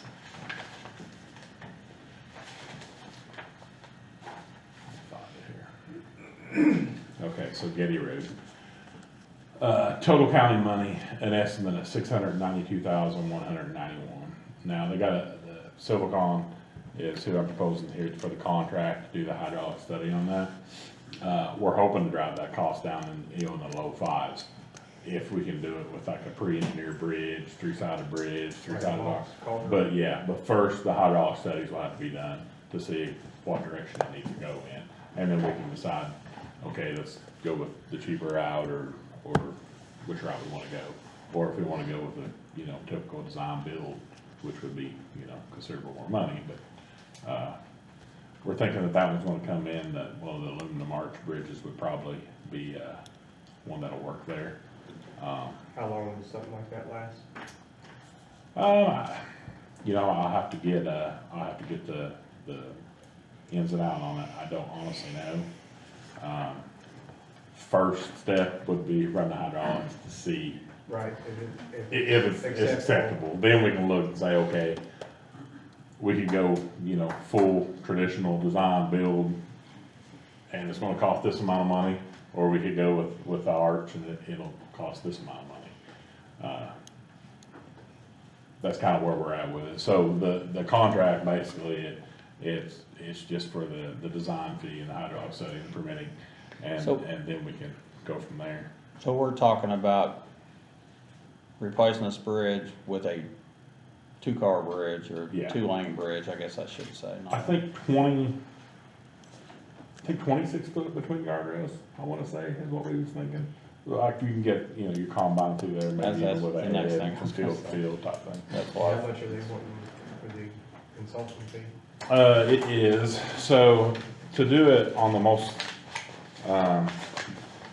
the fairest way that Andrew discussed with me was they have a variable fee for all their, engineering fees and inspections and all that. And then they have a cap on it not to exceed $42,000. So basically, that way, it can come in under that if they don't get into the complete design build. If it's a pre-engineered bridge, then it won't cost as much money, it'll be less money, but that'll be a cap, so we'll know, if you go up and you can kind of look at it'll show it on there. Budget or?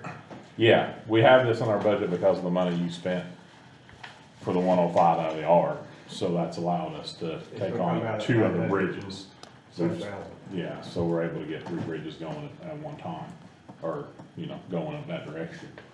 The next road would be Reed Road. This is a pretty small bridge, but the head walls are broke off of it, and it's probably definitely one that would probably be either 3-sided.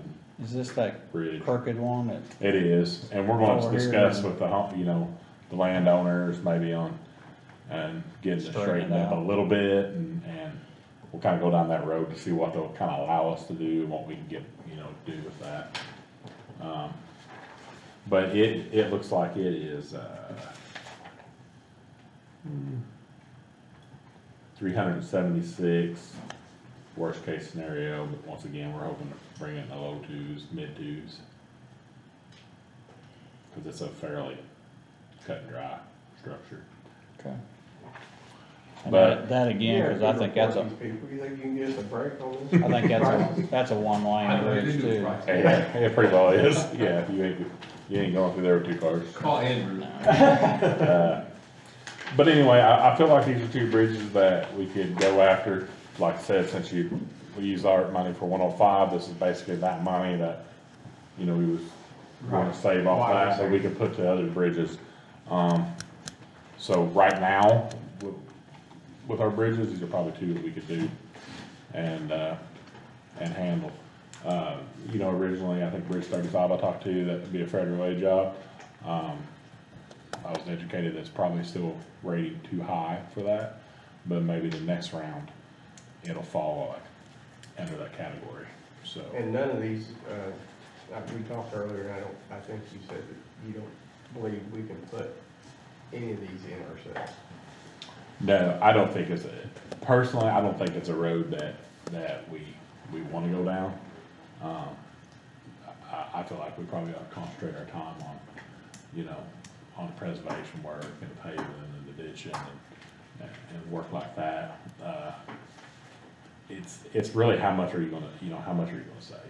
If you're putting your dump trucks out there, and your guys and your rock and your equipment, you're not saving a whole lot. And we don't have the excavator to do the kind of work to put those kind of structures in. That's just my opinion on it. Okay.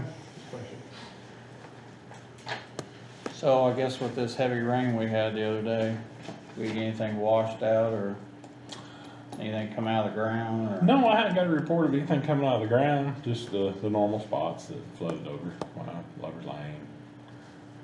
That one's kind of been popping up. I think we need to look at that in the future. It's all open Putting now, a bigger though. structure. There's some ponds that was built up the road there.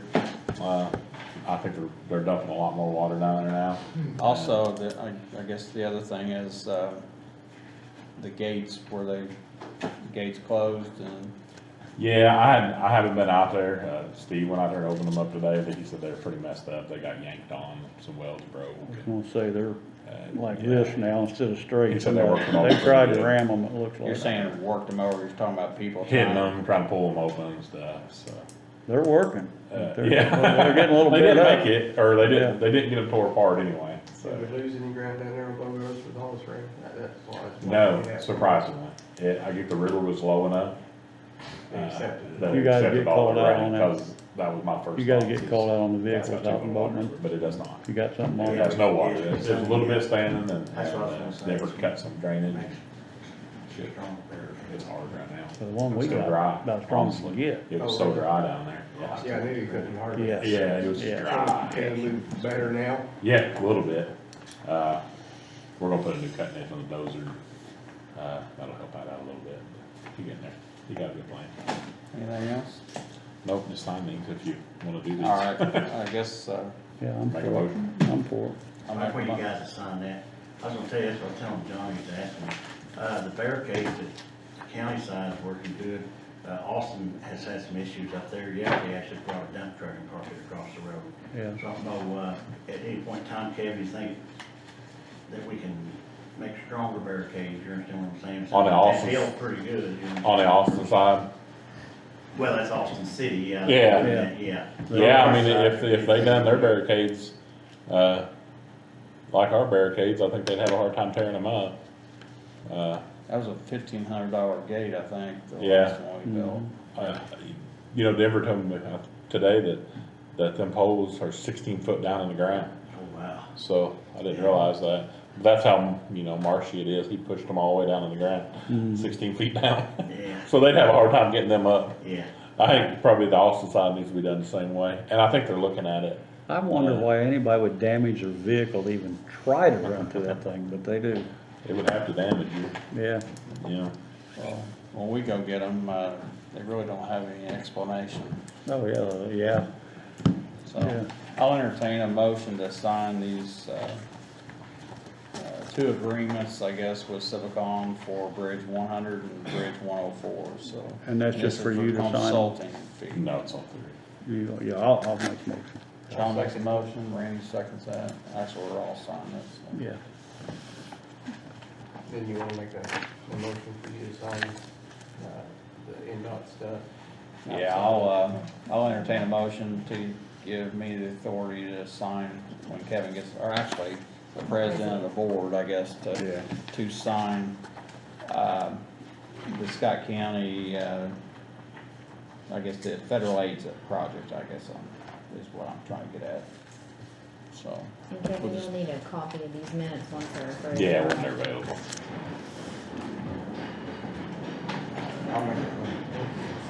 Actually, Tammy's even got to sign that. Randy makes a motion to allow the president of the board of commissioners to sign the federal AIDS project form I'll whenever. second. Randy makes a motion, John seconds it. I'll make that unanimous. So. So what about our mowing equipment? Where are we at? What? Everything's up and running, well, Today, the rental tractor's running, military tractor, it's kinda running. We're working on it a little bit, a lot of hydraulic leaks in the middle, got some issues. Got the, one of the brush hogs, they got the cylinder off today, it's got snapped. You know, we can't be mowing with those. They got snapped because, you know, Johnny was on one side of the road, cause you're having to sit over here. Right. And he had tried to swerve over a car and broke it. It wasn't his fault, it was our fault, bad equipment. So, you know, that's just part of the course, but, we do have the rental tractor up and going. John Deere, they wanted to, bid on some new tractors, and I told them they wouldn't fix the one I got, so he put a bug in their ear about the one they had sitting down in there, so hopefully it makes its way out pretty quick. What do we ever find about the excavator that caught fire? It is at a cat dealership in Jeffersonville right now. The estimate was for $15,000. Unfortunately, we had $5,000 deductible, but so we got to pay $5,000 of the $15,000, but that's better than nothing. I suspect that when they get it in there, it's going to be a lot more than $15,000. Once they start looking around and really seeing it. But so get it in there, get it tore apart. But the I guess. insurance is, we have a $5,000 deductible is what you're saying. Yes, so they're covering everything else, Okay. the rental fees on the other one and everything. And the So challenge- they were paying the rental fee on the rentals? Good, that's, all right. Which is pretty substantial amount of money. So Yep. $3,500 a month. And the Challenger's still up and going. Yeah, it's one broke cylinder, but not the drive shaft. Right, that's the drive shaft, but- Not the problem we had before. Not the other problem. All right, thank you. Sheriff. See, Bob.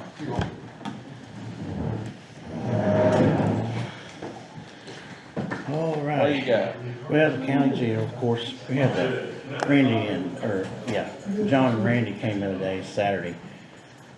I don't think anybody knows what happened. Josh and Andrew came up with a theory, and then I think, of course, Scottsburg City Sewer came over and looked at it, had a theory.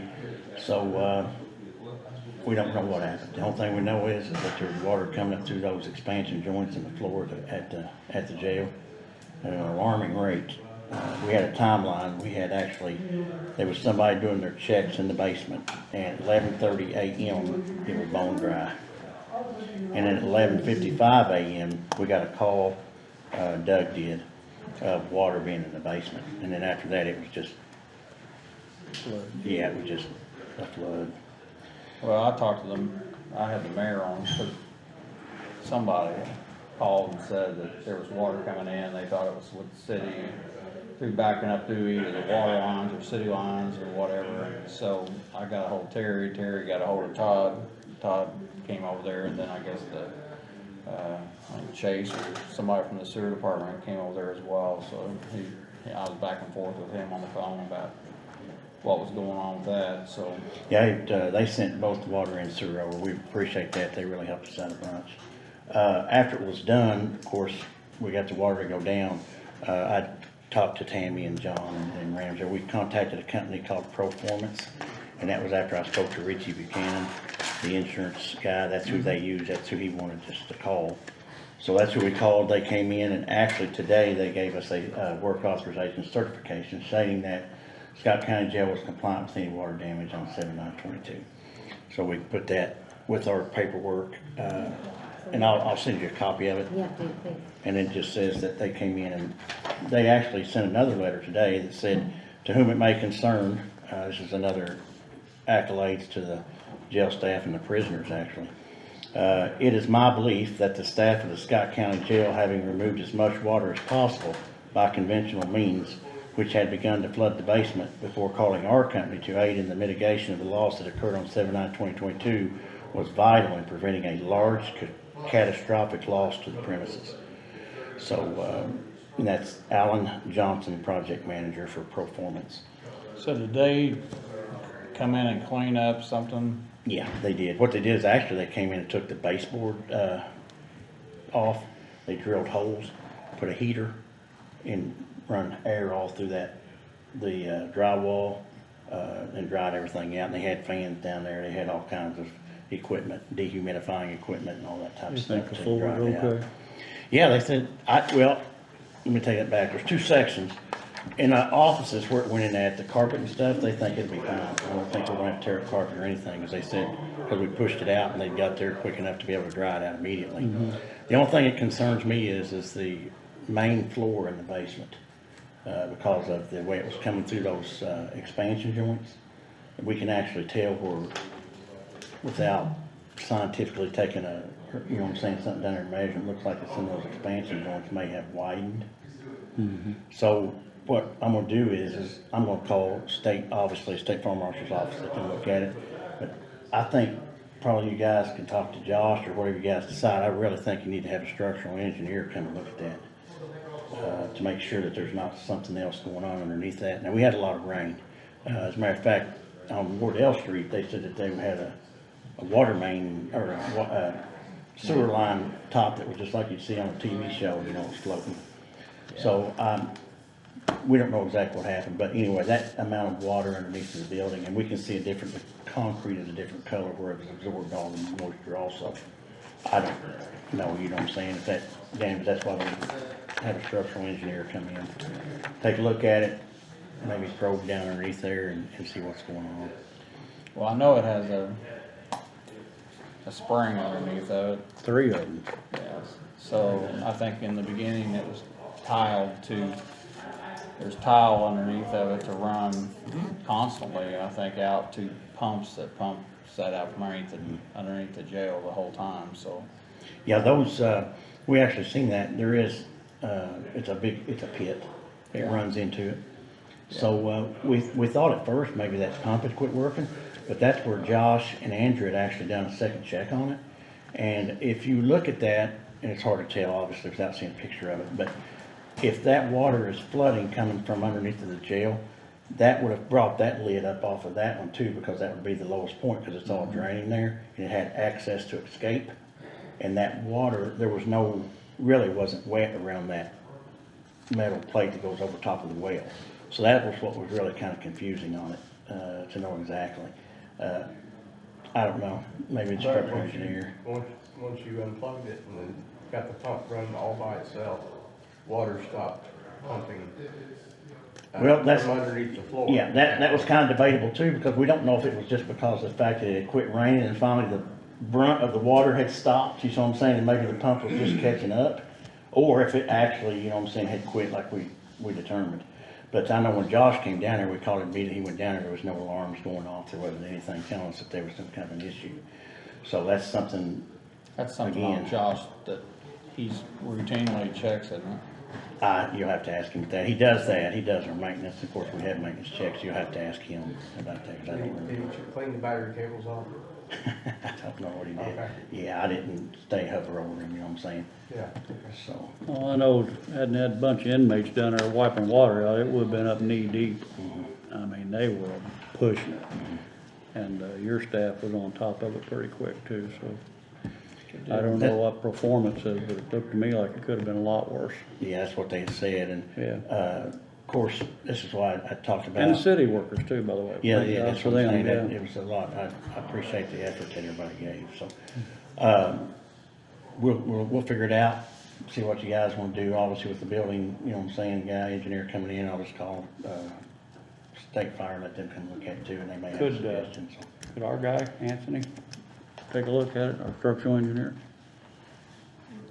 I mean, we already got him, I mean, He's might a as well. structural engineer. With me, you wouldn't have any problem with that, would you? I don't care, no, it's you guys' building, you can send who you want to in there. Yeah, well, I mean, that's, Yeah, I think we'll just ask Anthony, see if you wanna call him, or I can, yeah. have him go get with Jerry or you, or however you wanna do it, and take a look at it. Yep, that'd Is be this fine. RAI you're talking about? Yeah, RAI? yeah, Yeah, Anthony Edwards. there you go. Oh, thank you. Yeah. I actually What else you got got? that call. I just wanted to make Just sure two that more was the right things. time. One of them is that we have been using Dr. Reese's, since 2016 for HIV care. That contract's up. So we'll have to start picking, the bill up on it. Of course, it's a contract, so you guys need to look over it and see what you think needs to be done with it, so. You wanna look at that? Review it? It's pretty lengthy, so if you want, Is don't, this with, When's it run out? it's actually ran out at the beginning of the year and they've been kind of pushing it back, so.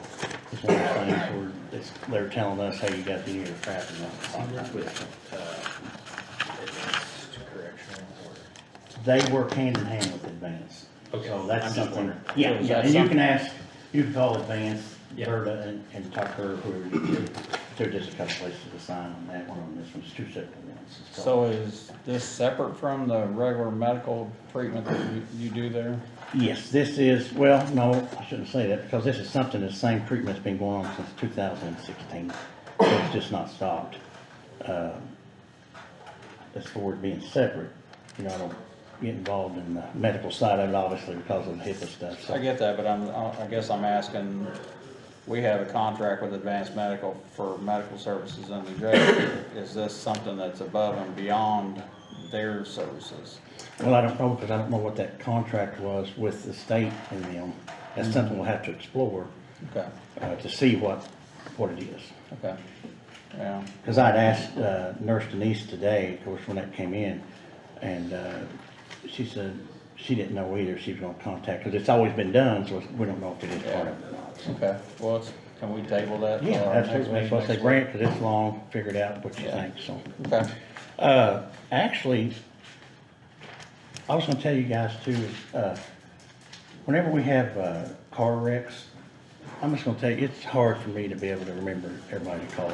If you want to get, I don't care a bit if Jeff's crew calls you guys and tells you if you wanna know. I don't, okay. you know what I'm saying? I don't care if you know, it's like I said, it's no big deal, it's just that you got everything going on, you just forget about it. There's just so much happening, I so. get that. I had one the other night that, I had a parent call me that was involved in an accident with one of our deputies, and I didn't, I don't know what she's even talking about, so. Yeah. It's kind of a weird conversation to not know what she's even talking about, so. Yeah, I'd like,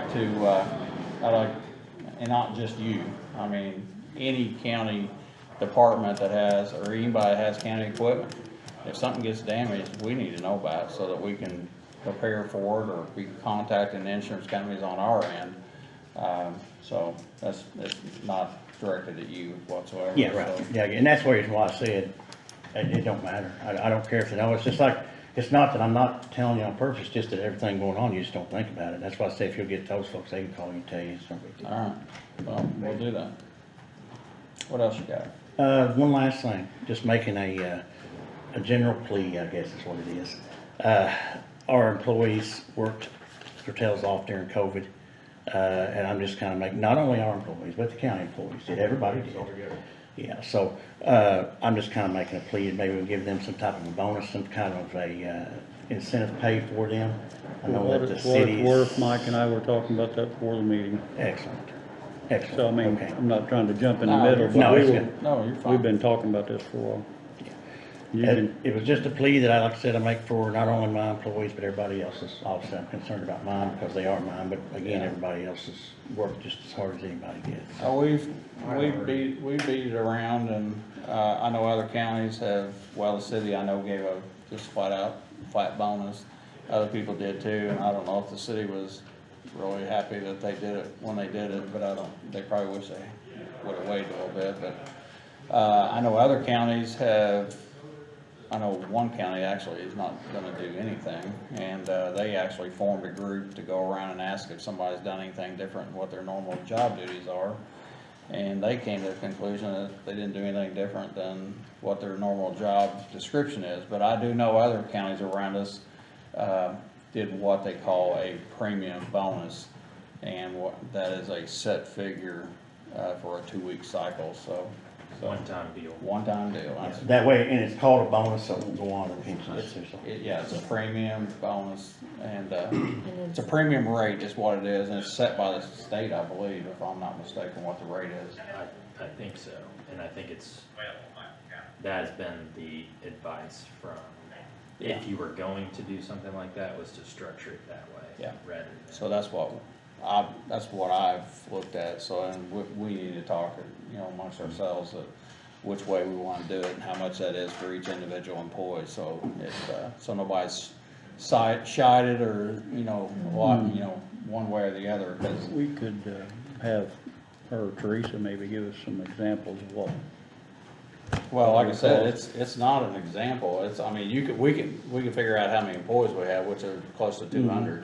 what And you it's, would do for full yeah. or part-time, if So. you have that, yeah, that's true too, if you're looking at part-time people, and so, Yeah. anyway, like I said, yes, that is something we're looking at, and we haven't dropped that on. Yeah, well, like I said, I know it's your guys' baby, I'm just trying to put a So. plug in, you know what I'm saying? So, to the- anyway, so but I appreciate it. I think that's all I got, unless you got And I anything. don't think it would require, other than council appropriation, any action by council for the salary ordinance, would it? It would just be No, the I think commissioners they just- requesting and yeah, council They appropriating. appropriate it, Yeah, okay. because you're not altering. The salary ordinance or anything from that. Mm-mm. All right. All right, thank you. Let me know what you wanna do about that. Thanks, sir. Okay, good deal. Just let me know about the structural engineer, just kind of. Yeah, we will. Josh or whoever. Actually, he's probably gonna be here for too long anyway, but it's probably something we need to do before then anyway. All right, thank Thank you. you. Anything, let me know. All right, See you, Sheriff. Zach, while you're up, reach on the other side of that thermometer or that thermostat and hit that black button. It's gonna get hot. Well, now it's. Nick?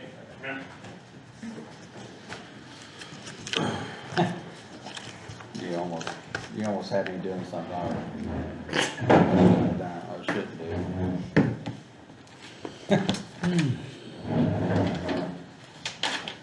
You get- While he's setting, Jeff, you heard what he suggested, can you, anytime that there's a county, I guess, involved in an accident or something, can somebody at your office call one of the commissioners and inform them that there's been a, that's what our board wants. All right, thank you. All right. No. First of all, before you start, I'd like to publicly appreciate everything you guys did for last Thursday. It was, Yeah. people were highly impressed with, with the facilities, which, came long before any of us again. But when you have state representatives that say that, he's a 26-year city of Indianapolis fireman and says that was the nicest facility he's ever been in, so that's a big kudos, so. They got worked hard that week, but most of that appreciation belongs to Devonna back I know there. it But does, since but I we've just- I been didn't- here, she's taken that one by the horns. I didn't want to tell her that, though. Me either. But, Thank you. but anyway, that's, I just I don't follow know up if you- weekly. I don't know if you've seen, the Facebook post where the guy in Boston is giving me all sorts of grief and saying it's a You should hear my sham. voicemail. Well, it's supposed to be a big sham going on and everything else, and I'm gonna say something right off the bat, and I'll say it to him, and, if it's a sham, that's fine, but we own the box now, we're controlling the box now, and if somebody leaves a baby in that box, we know it's gonna do what we bought it to do. So I don't care if it was a sham, I don't Mr. think it Morrissey? is. Yes. Yeah. I don't think it is, but, and I told him that, I don't know what, that's another story. But Yeah. anyway, I appreciate what your staff did, and making it happen, and quite honestly, I'm gonna say this started with Shannon, so I'm gonna give Shannon kudos. I think Patty. Pat was as well. involved And in Pat it, yeah. as well as, Yep. but again, this started before you got here, and you guys finished it, so I appreciate from start to finish, so. Yep. No problem. Go ahead. Apologize for not being able to be here. You forgot about me, it's fine. No, I'm here. If you wanna look at the back page of what I've supplied, I was wondering if this is something more along the lines of what you're requesting, because if so, I can provide that. I guess we don't have that. Okay, you do. This I here, don't. I don't. That's exactly what Here you go. Good? I like it. Okay. That's what I like to see. All right. And that's exactly right. I mean, I don't think and not banging anybody in any kind of office whatsoever, but when we get, and if somebody would know what it looked like, it's very vague of what we know we're paying for. And that's what Devon and I talked about as well. There's not a whole lot of room on those claim forms for the description. I mean, because when it's like 40-something characters maxes you out.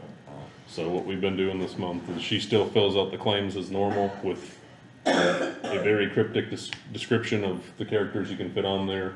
And then I've been doing that on the back end to kind Well, the other of part run of this is concurrently that with it. on the single digit or double digit kind of things, I hardly ever look at, but when we start talking about hundreds of thousands of dollars, I wanna know what we're doing. And when you see it multiple times for the same department, and it's with the same company, you're wondering, are we getting something that is repetitive? Or we get something that's broke and we can't fix it? Or are we just throwing money at something that we need to do something different with? And that's where I come from. Okay. So, that looks good. While we're on the topic, so the purchasing ordinance that we've kind of been talking about is being updated. Specifically, some of the statutory code language that dealt with like prior divisions that are no longer what the code says. So like now we have the 50,000 to the 150,000 and exceeding 150,000. So we always had a small purchasing section, and the Indiana code allows you guys as the purchasing agency, kind of as defined, to put in some rules relative to small purchases of less than $50,000. So in terms of trying to get what you guys want, what I did was basically just add in a section under small purchases that just deals with, even though you're not inviting quotes or bids for these types of things, it just requires purchasing agents. So that would be department heads, elected officials, what BU, I mean, the ordinance has always defined a purchasing agent that way. But to just retain records of the purchases themselves, which would include like copies of itemized receipts in legible form for all small purchases, in addition to any requirements for submission of claims and things. So it may be two separate things that we're really talking about, but if you wanted to be able to like get a copy of the claims and they're not big enough, right, to put all these things on, you could then go to your department head and say, you know, you've put this X claim in for, you know, the month of January. Can I see the itemized like receipt that shows what was actually purchased or whatever? I think maybe it's not perfect, but I'd like to send this to you guys. I'd ask that you take an opportunity. I realize we have a meeting next week, and we won't have a time frame to like publish said ordinance for the purposes of taking any action on it, but I'll send this out, and if you guys could just take the opportunity to look at that section specifically, because I think it's something where the statute specifically gives you guys the authority to adopt some policies and procedures for purchases less than $50,000. So for everything else, the ordinance is effectively just following Indiana code pretty much. But and we're opting for certain things like small business set aside and things like that. But I jumped in at the end, not really knowing exactly what this conversation was about, but I heard that, so. You're good. Well, just for information, I don't know if the camera can point there, Mike's left there, but that's a stack of papers we have to look at every month. just for bills coming through here, and it's extremely difficult to, Well, it takes a couple hours to just go through all those. here, now it is. Yeah, Yeah. Well, and I think that's why, yeah, that's just all I It's think a the public will realize, it ain't that's just, why a- what Tammy does yeah. kind of helps distill every month Mm-hmm. that into, you know, the claims forms that we approve every month, or every Mhm. 2 weeks, but, if you wanted to look at them, I'm not saying they have not been kept, I'm just saying that we'll have a specific rule that talks about making them accessible via that purchasing agent for you guys, so you'll know who to go to request the documentation if you want it. You just say, you know, the department head should have this information. And a couple of meetings ago, I spoke to the layering and the authority. Of course, it has to be by appropriation, you have to have the line item properly pay it from. Those are the things that I'm looking to satisfy There's state a board number of of checks accounts. and balances along Yes. the way, for sure. And the department head or whomever processes a claim attests that those things are accurate and received. There's oftentimes, like I brought out to Randy, well, when we're talking, a lot of times the invoices that you guys get, and I call them invoices because that's not, the receipt is after you've made a payment. We don't have a receipt from them yet, we have an invoice billing us for something that's alleged, you know, that's been purported to been delivered.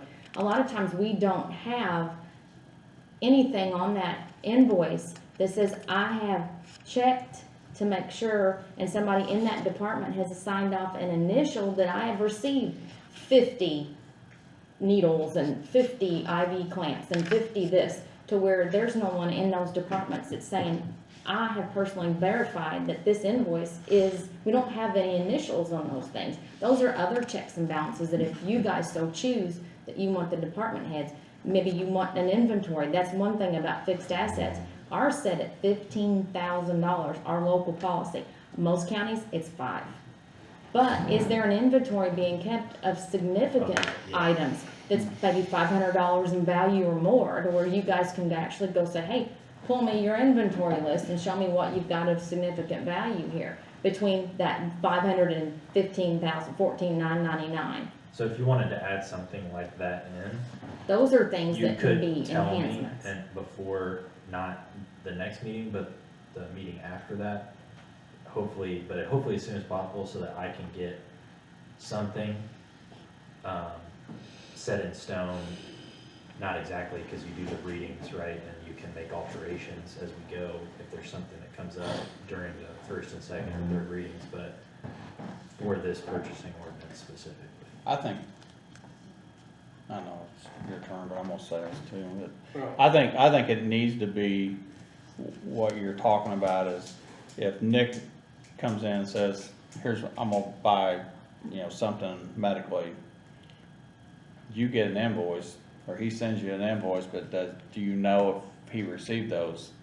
You know? After he signs that claim, or whoever processes the claim, that is their attestament that they They have received it. received, order, and confirmed that Okay. those are the items, and this is a duly, properly garnered invoice.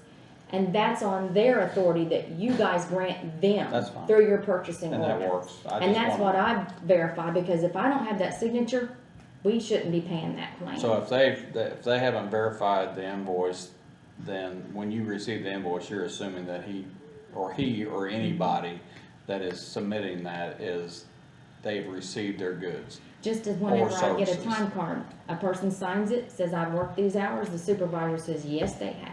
Well, And the whenever that's the best I can get, Yeah. because I'm not their boss. The other part of that, and I'll be quiet, but I will say this, Mandy did something different in the last time she sent claims. And she did it she grouped them by vendor. Did And that it help is a you? lot easier to Good. see and read Good. than it is Good. It was. than to it's just garbled of everything that is, let's add that, let's add that. And I wanna say this, that the auditor never tries to be non-transparent about anything. And our job, I feel like, in the auditor's office is to facilitate every office in the county. We're auditing, yes, we've got things that we have to do. We've got 10 pages of answering to auditors, state, DLGF, and, you know, Board of, and, Board of I can't, Accounts. yeah, DLGF and the State Board of Accounts, yes. So we've got lots of duties ourselves. We've got 2 halves plus all the board interactions that we have. But we'll try to help you and facilitate any way we can. If there's a way we can rearrange the information you're receiving, like you said, to where it's beneficial to you all. Because that's not a small job to review those. And it takes a lot of time. It was easier to read. So anything we can do to facilitate it, I can't change much of what the length of the reports are, how much more detail we can get on it, but we can try to rearrange them to where it's more beneficial for you to make your assessments.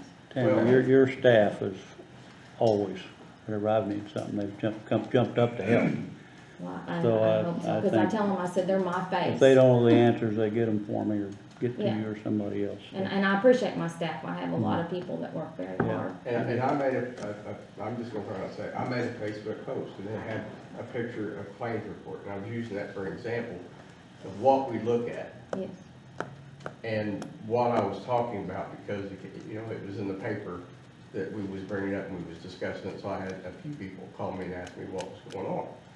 All right, so what I was trying to get at, and I don't always explain myself very well, you know. Guys, I come from a construction background.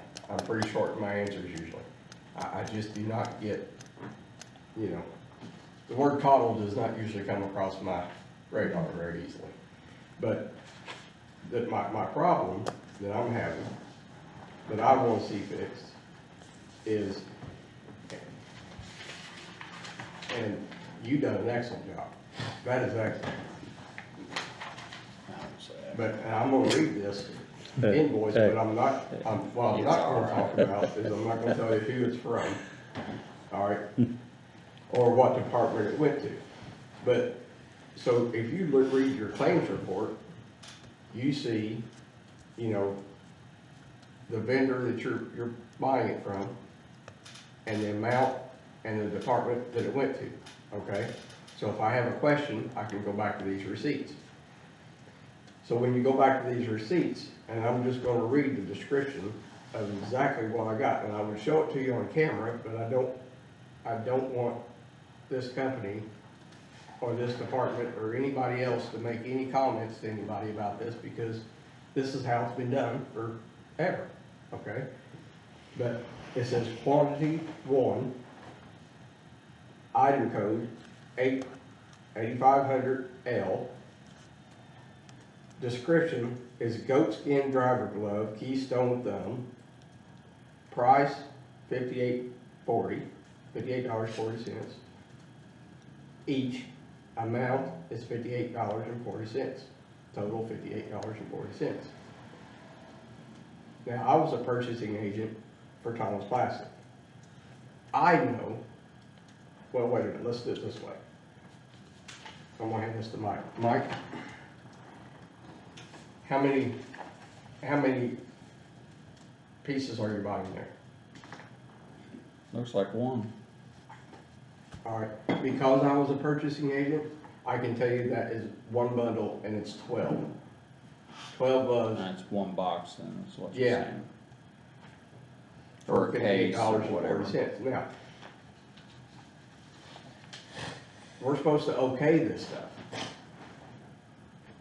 You're asking us to put our signature on the line saying we're okay with this, which, okay, I'm okay with paying for it, but I want to know more about how many items there was, the amount of the items. Should we be shopping someplace else?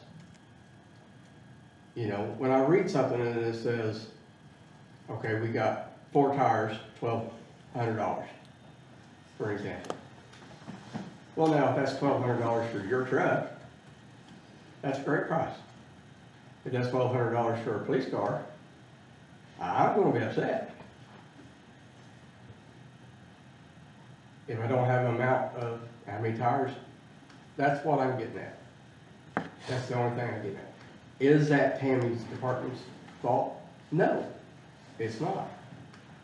But it is something that needs to be rectified. Not on Tammy's necessarily, I'm not saying your department. Because I don't buy, I don't. You're not you're not the one purchasing it. I'm not. You're just getting a piece of paper handed to you. with the department head's signature that they duly received whatever they order, but they know what they ordered. Right. And they have to check it against their invoice. So when I But see we their don't get that signature on information. there, that is their word, that you're okay to go ahead and pay that. That's how I look at it, and maybe I'm not looking at it correctly. I think what, you can correct me if I'm wrong, Randy, but you're asking to be able to, not that, you're providing the information necessary for them to approve claims on a monthly basis. So, Tammy has, and I think you're agreeing, she's finished her duties essentially when she puts that Absolutely. information in front of you, but what you're asking for is the ability to be able to go back and assess whether on a month-to-month basis, even though I've approved these claims, is there a better practice going forward for where we get, whatever material in the future? Because I don't think we could go back and say, yeah, I'm not going to approve that claim because I don't like that it wasn't this, we didn't get this dollar amount for this material, because like she said, we've already received the material. But, Right. Yours is more of like best practices for how to spend county money Exactly. going forward. Yes. Exactly. I mean, That- it's not that we won't pay it, but how do we learn from it? How do we learn from that receipt? So that's the type of stuff like you can put in the purchasing ordinance so that you will have the ability to go to the person, like Nick, who may have that information on hand, and you can ask him a specific question about, can you give me this, this, and this, and if you aren't able to get it or don't like what you see.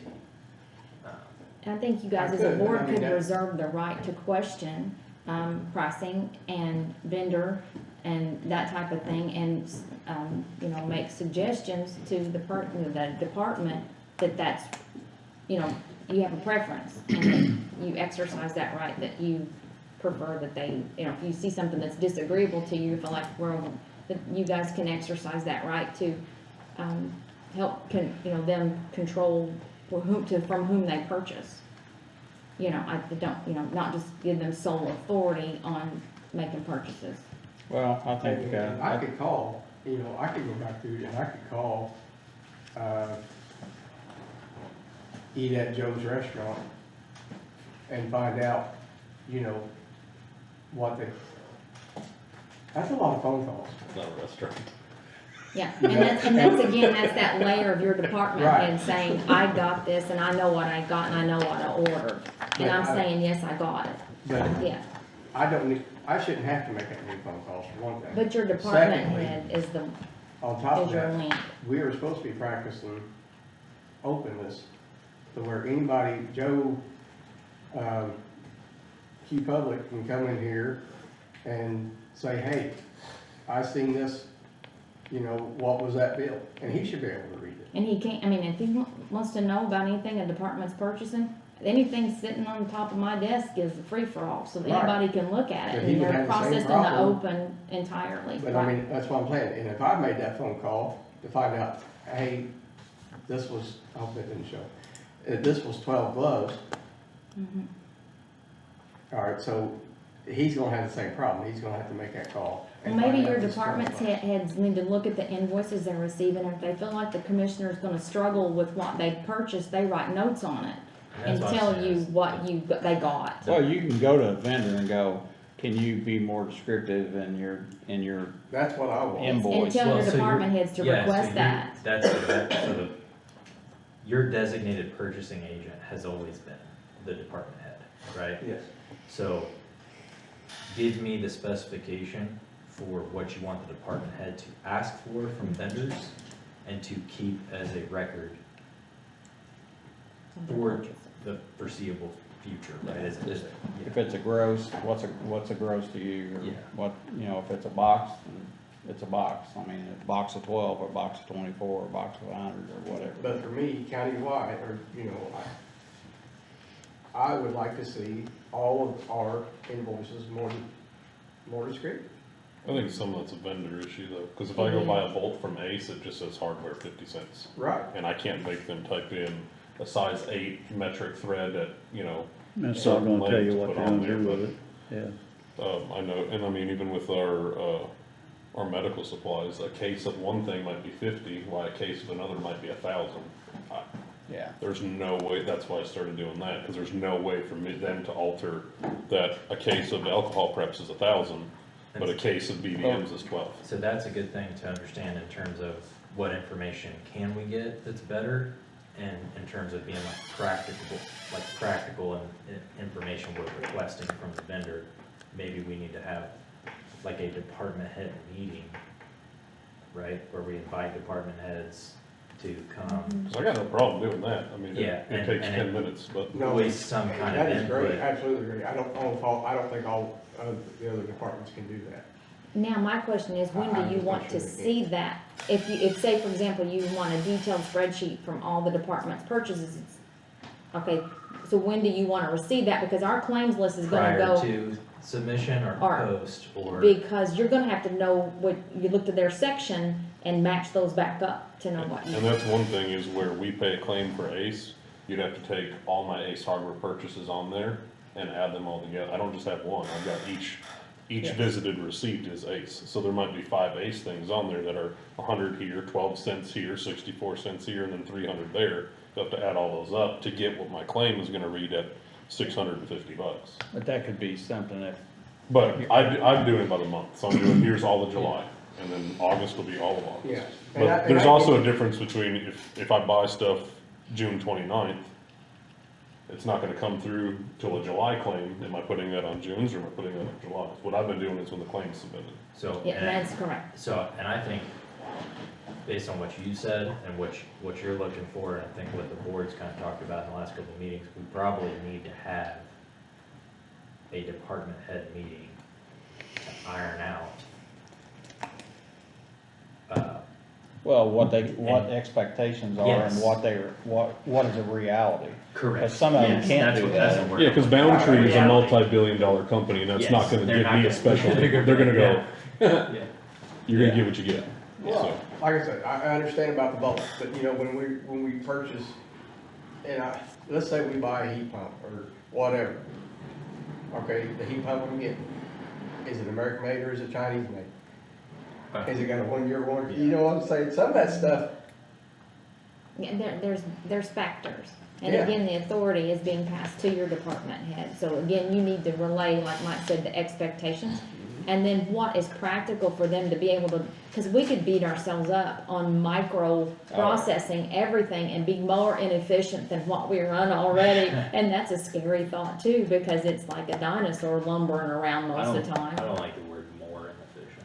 Like I said, I went through every one of them today, and it took me at least 2 hours. We can be didn't it? efficient. We can Alright. be efficient, What yes. you got, Nick? So last time we met, we were kind of at a speculation of where we'd compare our 6 month, because we still had 3 deposits holding. We ended up being, January to June of 21, again, they were at the 641, 319.03.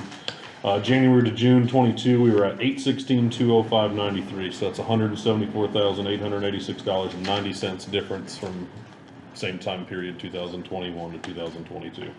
If you want to throw training into there, you're $195,791.90 to the good compared to last year prior. So that is your 6 month mark of comparison from year to So year. run volume up or down? So if you look at the 3rd sheet in your package, I also did another comparison for you with all of this information kind of entailed on there as a whole, or 4th sheet. What's this one down? So if you look at the runs, we are actually down 16% from 21 to 22 at this period. Income is up 22%. Training I didn't have a number for, and cash ledger at this time last year is 374% difference. So we're roughly 360 runs down from last year this time. 358. Is that just by So you chance? had it over there. You think that's just by In chance? my head, you had it where- We're down just by chance? growth is 374%. Say that again. The runs are down just by chance, COVID dying off? I think or- you, well, I think it's a catch-22. I think you've got we don't have the COVID patients like we did, but now we have the travel and the people out, and the stuff that you didn't have during COVID, so I think it's just one of those, I think it's good. I mean, it's down. I'd rather, you know, have less runs, but at the same point, that's our income, so it's a double-edged sword on that one to fall on. I But- would- You know what I've always said, if we have less runs and have to go back and support the EMS service more, because the runs are down, to me, that tells us that people are more healthier, people aren't having accidents, and people don't need our services, which is a good thing, even though it's a negative thing on the financial side, so.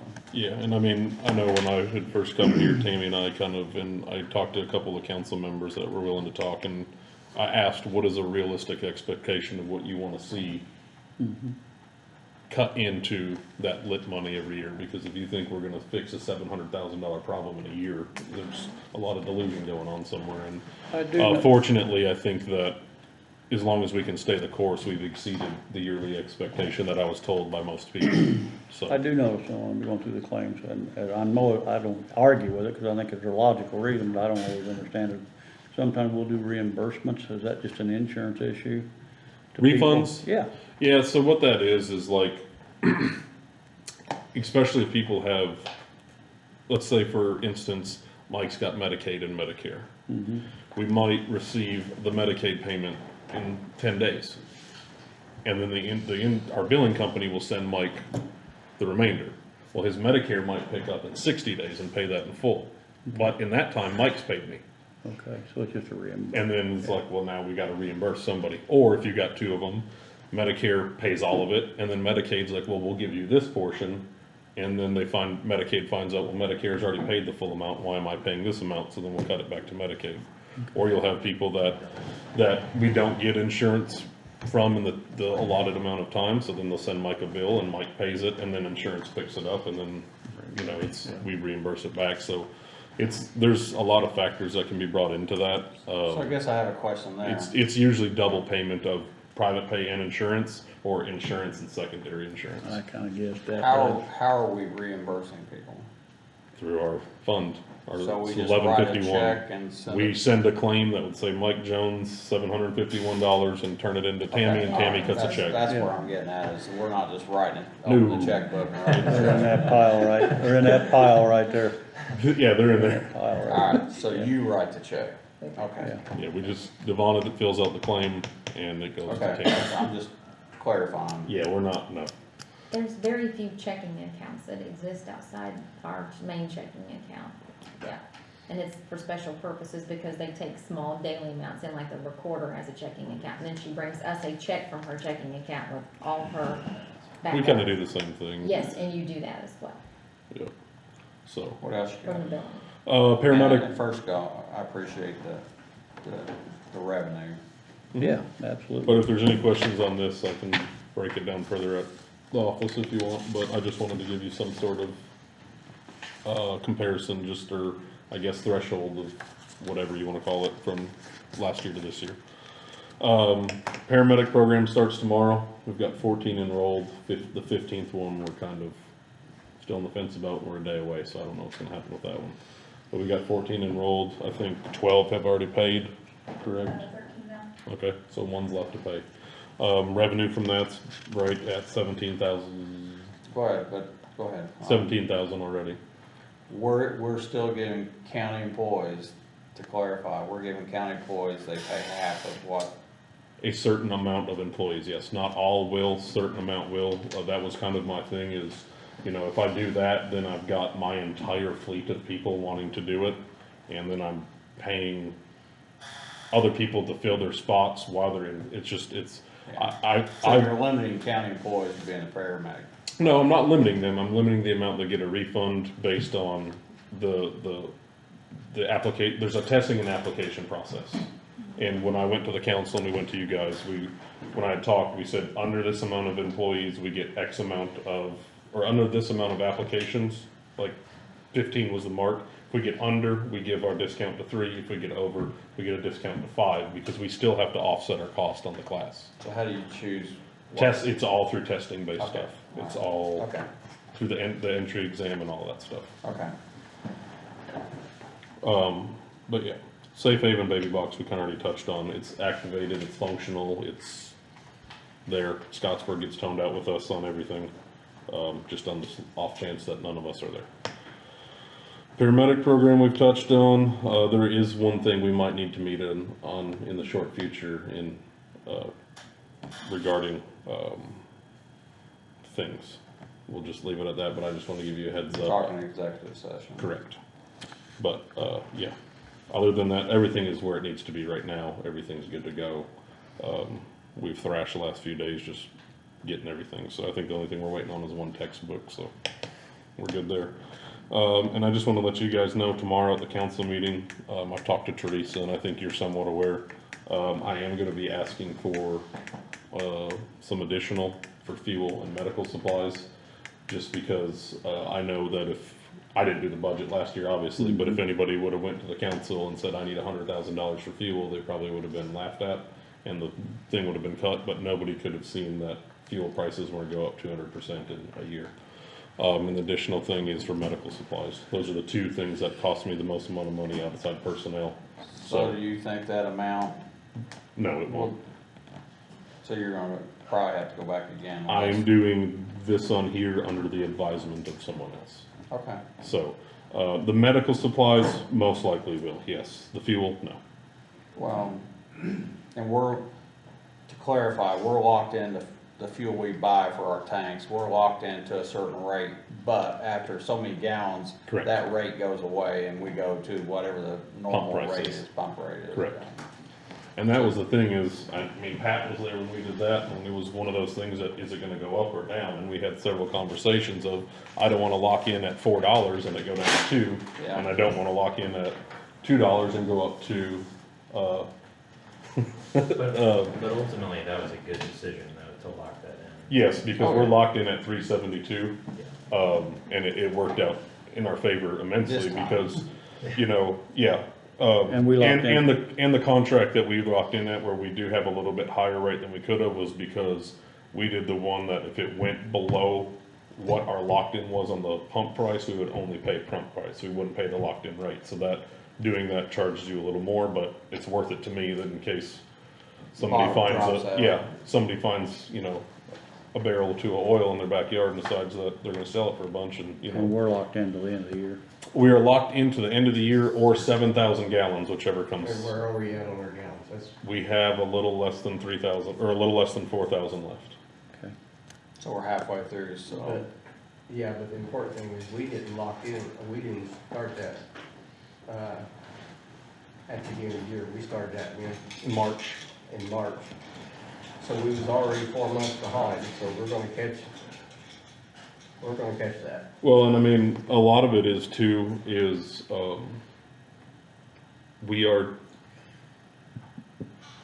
as far as consumption goes, I'll tell you this, my crews are not happy about it, but it is what it is. I've limited their entire movement amongst this county and what they do to runs, with the exception of, I let one truck go shopping at Walmart or JC for the entire crew. I let them go once a day, and I let one truck make a gas station run for everybody once a day. But they're not going to their houses, they're not going to the gas station 16 times. Now, if they're out after a run and they're passing the gas station, that's one thing. But the leaving the station to go somewhere else than a dispatched run is limited to twice a day. Because I can't justify spending $5 a gallon and letting it sit there and idle for 10 minutes and waste 2 gallons of fuel when it's $5 a gallon. I can't, I'm not. They're not, they've come to adjust to it. At first there was a lot of him-hawing, but they've done really good about it. And you'll see one crew take a piece of paper, you know, that's a whole thing and say that, you know, I need this, I need this, I need this, and they come back and they're doing it. But we're trying to conserve what we can, but we're transporting a lot further distances because instead of just dumping a lot of stuff at the closest hospital, we're going a lot more to where they need to go. We're going to Louisville and stuff a lot more, and while we get to bill for that, it also costs us more money because we're going 40 miles instead of 4. So, Okay, well, like I said, I but that won't get us to me through. appreciate the effort of your crew and everybody else tighten their belts a little bit, so. But other than that, that's all I got. And then you've got the breakdown runs and all that stuff that I normally give you is there as well if you want to look at that. Thank you, and all these staff are doing a pretty good job from what I'm seeing. Good. Thank you. All right. Appreciate it. Thanks. And Devon, She does okay. she does okay, yeah. Don't want to praise her too much. Oh, Jeff's up next, we're gonna sit back down and have a couple of things. Jeffrey, I have this, Thanks, Nick.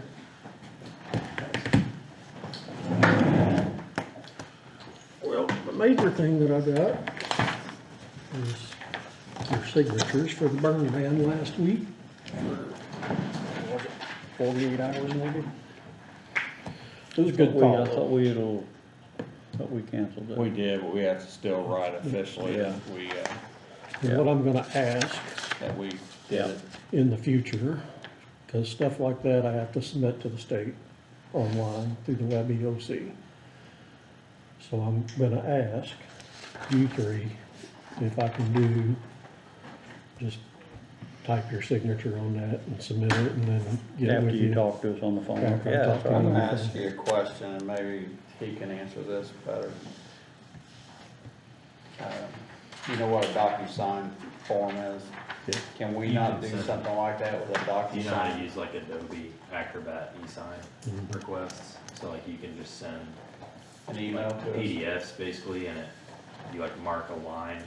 Like we do with kids. Frankly, I have no Like we idea do how with it a works, lawyer but recently. my office staff is. Where you Just go online. It's I went good. online, So, signed it, yeah. yeah. I But didn't it's do a it. very efficient way to get I documents actually signed. called me It's today. like I a gotta do short it. He did me amount of too, time. I called And date Ed. stamps and everything. Because in order to do this, I had to have the signatures and upload it to web EOC before they would even accept it. Yeah. I get that, but that's. The Adobe sign is a good program. Jeff's gonna take my name. I mean, or I a actually similar thought that- program. I mean, I'm not like advocating for Adobe specifically. No, that's, I'm just saying that something like DocuSign where you have a form, you send an email to all three of us, we go out there and sign it, or a link, we go out there and sign it, you're good to go then. Like closings on a house now. I'll talk to Andrew tomorrow and get something set up. So I mean, For even that. if we can do that for anything, emergency type of thing, I mean, it used to be we had to drive in here and Yeah, like the, sign it. winter time, going to orange and red, you guys have to sign basically the same So- paper, so I'd create some sort of, I'm sure other people are doing the same thing, so, if you three are good with that, I'll get Andrew to work on that. Randy, you good with that? Go from You there. know, I don't know, I did it today on my phone. I don't know if we already got that or not. We did it to the attorneys who were asking for our It's a link that affidavits. he sends you, it's the same thing. I mean, we On might that. just, he just might be able to He do something what updated we've that already got. form and asked Alright. us to Yeah. re-sign it. Yeah, so, That's kind of the same thing, isn't it? same thing, yeah, pretty much. Maybe But that's Andrew- what I'm saying, Yeah. it's out there, the technology's out there. Yeah. The only other thing that I got, and I don't know if you guys wanna see it, cause I know it's getting late, but I brought my Surface. Mike has seen it already, the, new mapping thing that we purchased. You need what? Surface. That's Yeah. his computer. Like I brought my computer, cause I have the I think you mapping. buy the same Surface they are missing. Yeah, no, I have the mapping software on this, and I didn't know if you guys wanted to see a demonstration of it or not. If Mike could pull up the GIS on that TV. I think, yeah, sure. See if I can figure this out again. This is something exclusively just to you? No, Yeah. actually, I can do, I got it on my phone. Okay. But my cruise, and I'm gonna set, It probably won't, there we go. I'm gonna set Kevin and Lori up on it for county I'll show you what highway. it, see that, let me cancel this out. See that spot there, tells you that road's closed. Okay, cool. So this software will be, beneficial for like what, For Kevin road brought in and here for all market, those road closures standard. and unofficial Yeah. detours and official detours. Yeah. Yep. Okay. See, there's, and see, he's done this up here. High water. Same thing there, high water. So, I think I don't know what I'm Yeah, looking you don't have to pull it up on there, but I can show you on here, like, this is what our dispatch sees and the officers and EMS, whoever has the program. But when we add it, it takes 5 seconds for it to go on the public side. And the public can pull up what Mike was showing you and see that. There's stuff that we can make public, we can keep it private, we can send it just to law enforcement, we can send it to EMS, whatever. And I think that's a good tool. and it's instantaneous. That's that live event manager that I told you I had the money to pay for a couple meetings ago. We got it up and running. And I it's, think that's a good it's tool. really working good. Well, quite honestly, a lot of people go out there and look at stuff like that. I Yeah. mean, there's a lot of tech, I'm gonna call them techie people, they like to play on their phones and computers, so. The other thing is, I went to the national conference in Louisville 3 weeks ago. Come back with a lot of good information. One of them is, we started working on it. We had our final meeting to set up training, which is gonna be Wednesday. And it's a company called Prepared. And Thursday, we will go live with it. And if John were to call 911, we got 4 different call types set up right now that we can utilize it for. Suspicious activity, fires of any kind, missing person, and vehicle incidents, like accidents. My dispatchers will be able to say, Mr. Leslie, I'm gonna send you a link to your phone. If he accepts that link, we take control of his cell phone camera. And we can be like, okay, John, scan the area for me. Point it at that car, whatever. And it gives us more information on the scene, which would make it hopefully safer for the first responders. And, you know, we can say, well, I think there's smoke coming out of that house. Okay, well, I'm gonna send you this link. You let me have control of your camera, and my dispatchers will be able to go, okay, yeah, there's definitely smoke coming out. Well, it also, I'm thinking here out of the box, I mean, that, if you're in an accident, person really is confused, you're not from this area, and says, I don't know where I'm at. I mean, they could take a picture of something and. Yeah, you would- hopefully my you would dispatchers will be able recognize to it. say, oh, well, there's Pioneer Village, I know exactly where you're at. Yeah, You know. or gives you a better idea. Give you a better idea of it, that kind of stuff. And Mike's been on my other trial. I don't know if you, it's a free 30-day trial. Basically, I contacted this company I saw down at the conference called Tango Tango, and it has turned my phone into a radio. Yeah, it's actually pretty neat. I don't know what it's not gonna replace a radio, but it would, in certain circumstances, if you didn't have radio communication, you could, and had cell phone service that you could, I mean, just for instance. The technician that set it up, July 1st, when I set it up, he was in Alabama. And he said, well, give me just a second, I gotta re-download the app on my phone. He downloaded it, made sure all the equipment was hooked up that I hooked up in my office. It's hooked to 2 portable radios like Mike has, sitting on my file cabinet. And he did a radio check from Alabama, crystal clear. So I've got several people on it, fire, EMS, law enforcement, trying it out. Don't know it's gonna be feasible, but after the 30-day trial, if we wanna do it, it's $2,000 per radio channel and $72 per user. But it's just another thing to try out. If it works, great. Well, the thing that I see out of it is, it's showing that technology's moving faster than, you know, we really know it is. Because as the meetings we had, joint meetings, I think we had with the council, even in the 800, lady from Indianapolis said, you know, she had a phone that she goes, I spend $40, and hers is a cell phone app, just like this. So technology's changing to the point where needing a tower to put a radio antenna on it for a specific radio system, or any radio system, I'll say, is going to be obsolete in the near future. Yep. And technology's moving that way. One thing I want to ask you, bless you, can you find out what it would cost to put someone on the monopole over here and make sure connections and fittings, and can you get an estimate of, because I know you can't climb that tower, so you have to get a crane or whatever. Well, you can climb it. Well, I was under the impression that it wasn't OSHA rated anymore, and you couldn't climb, no, people couldn't climb it. I don't know, I'll reach out, because ECS has 2 certified climbers.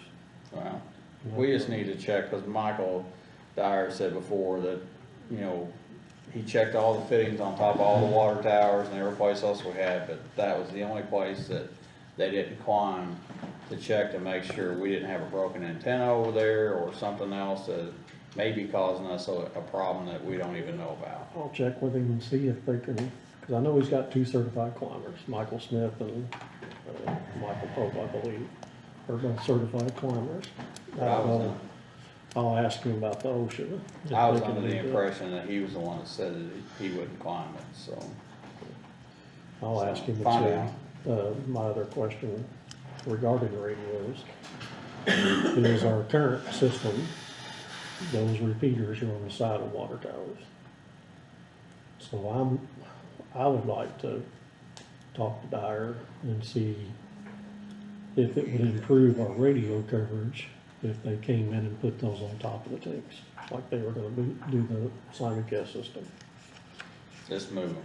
Just move them to the top of the tank where it's got 360 coverage instead of it being on the one side. Okay, sounds good. So, the only other, see, Cameron and Brittany, I sent them to supervisor certification class last week. They both came back, said they learned a lot of new stuff. I did put in my budget for next year. I talked to Mike a little bit about it. For some upgrades, our phone system has not been upgraded in 9 years. We're to the point now that if we don't upgrade it, they're gonna charge us more money for the maintenance. And that's through Verizon And that's due in digital. and digital. So they've been pretty lenient with us having increased our maintenance fee, but doing all this research and, as you guys said, you wanted everything improved and brought up to par, and so that is a big chunk of money. That's not the whole 200,000, because part of that is more and more we are running into needing a 4th person with call volume and stuff. There's times that I'm over there in the office and they get busy and the 3 of them, and I could actually jump in and help, but we don't have that 4th station. So I stand there like with nothing to do, and they could use the help. So that includes another radio station, phones, and a console. Because I can't add a console over there now if I wanted to. So that's new consoles, $200,000 to upgrade where we need to be, in my opinion. So how, is that patch still working? Yeah, as far as I know. I And, don't know that anybody's used a lot of it, but and how's the chair situation going? Those working out? they just came in last week and switched them out. They do that every year, they come in. So we've already went through one cycle, or a part of a cycle of chairs. He did a three-year lease agreement. So last week they brought in 4 replacement chairs, took those chairs out. And so we got at least 2 more years of that. We're gonna Okay. come in and swap the chairs out. They bring the exact same models, everything. Good. It's working out good. Some of the girls were like, I don't like this, that other one was broke in, but, you know, That's a, it's working good as far as that goes. that's a, But, yeah, that's about all I've got. Just bring you up to date on some things there, all right. unless you have any questions for me.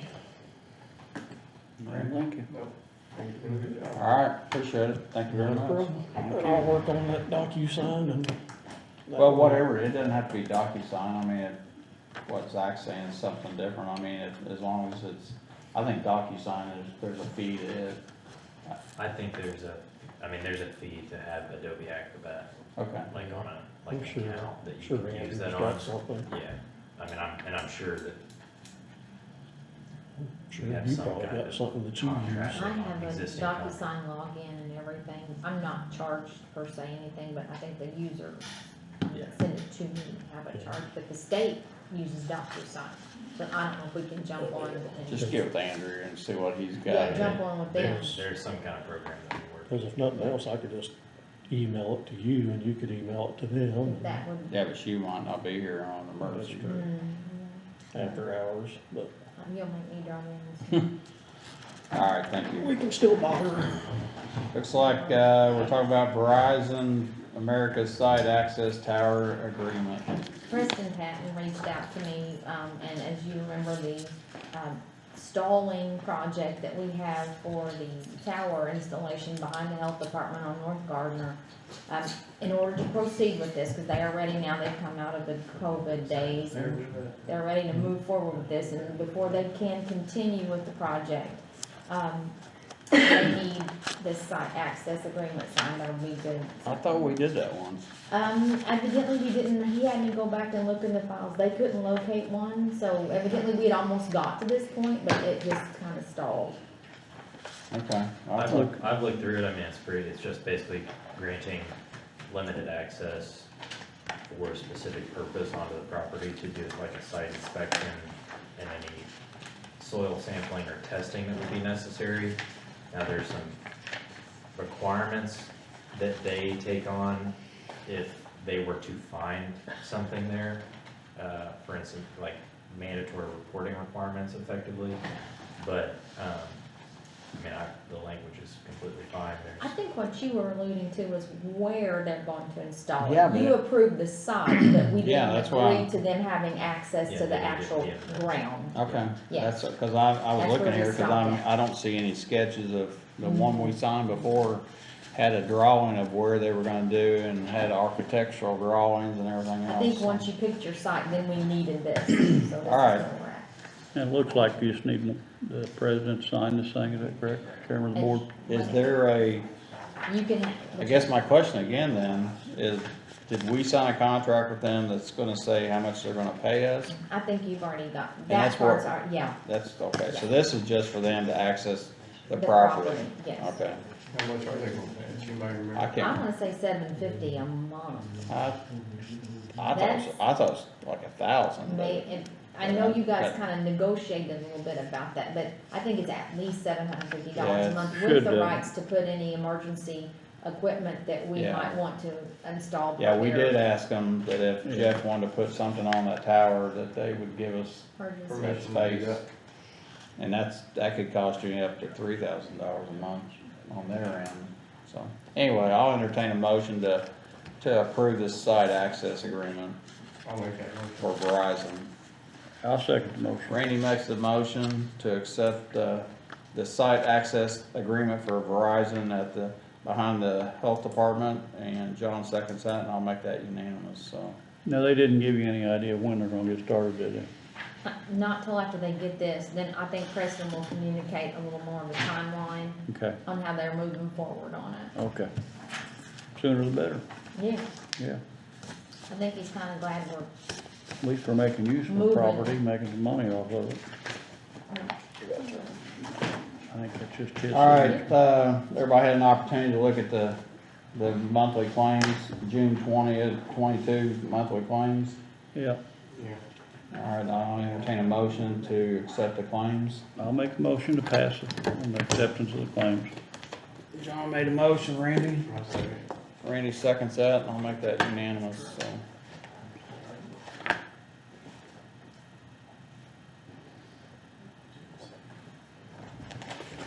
I'll go this way. Payroll ratification for June the 17th and July the 1st. I looked at them. Everybody had an opportunity to look at payroll ratification. Yeah, I'll entertain a motion. I'll make a motion. I'll second. Randy makes a motion, or actually John makes a motion, Randy seconds that. And there are two. I'll make that payments. unanimous. Randy. And then there's a special payroll claim. All right, this, There you go. this one, I'm gonna pass this down to you. This was the Actually, I almost, there you're right, I almost signed it in one place. EMA grant administrator, pay claim that was brought before the commissioners, and I have researched and confirmed that some payments were made and There's two have been places. acknowledged via email by the recipient. And also, there were some gaps in the customary hours claimed for those work periods, and this is reimbursement, or actual payments, not reimbursement, it's payment, for those claims sent to me with signed time cards. So I just need you all to approve this special pay that will go out in addition to regular payroll on Friday. And I just needed you guys to acknowledge in the amount of $2,747.36. It's 274736. 2747.36. And just approve that payment, and then I'll just get Mike to sign after the meeting. I'll make a motion to pass. John makes a motion to accept the special payroll claim for 274736. Randy? I'll second that. Randy seconds that, and I'll make that unanimous. Consideration of the minutes from June the 1st, regular meeting. Everybody had an opportunity to look at the meetings, Yep, minutes. I'll entertain a motion. I'll make a motion to pass. John makes a motion to pass the minutes for June the 1st. Randy? I'll second. Randy seconds that, and I'll make that unanimous, so. All right, let's go ahead and jump to the unpaid leave request, the FMLA. And I'll come All right. back to the other part. I'm going to pass this around. I've separated them. We have an unpaid leave request, but there's also a release to return to work attached to that. I just need to have approval of that to cover the time they were off on an excused unpaid leave. And then I just have 2 regular FMLA requests, so there are 3 total. Okay. So one's a return to work, Yeah. and the other 2 are new ones. New ones.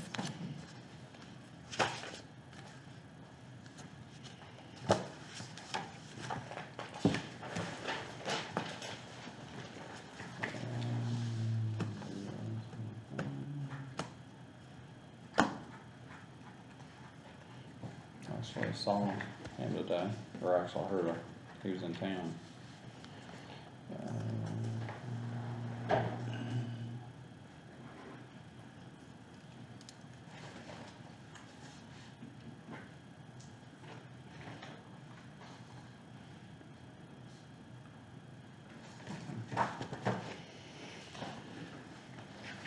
Why, Randy's looking at that, just want everybody to know the courthouse roof, the engineered design drawings that went to the state to be approved have been approved. So we're good to go on anything we're doing to this point. So, Oh, yeah, I'm sorry. And while you're bringing it up, Thomas was building some jack supports, and they found some jack supports that they could purchase. So they shifted gears, they're purchasing them. They should be in by Friday, and they believe they will have a time to start on, I'm sorry, but I believe they're gonna show up on Wednesday of next week to start. Okay. That's their target date. All right, hang on one second, I'll scream at your going. I entertain a motion to accept all these FMLAs. Are you, John was needing a motion there? John made a motion. I second. Randy seconds, I don't make that unanimous, so I'm gonna sign all three of these approved.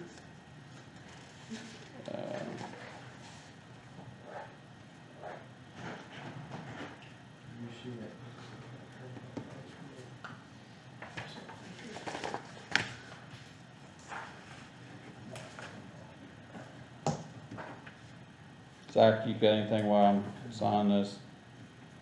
I have nothing this time. Tammy, you got anything? No, I really don't, thank you.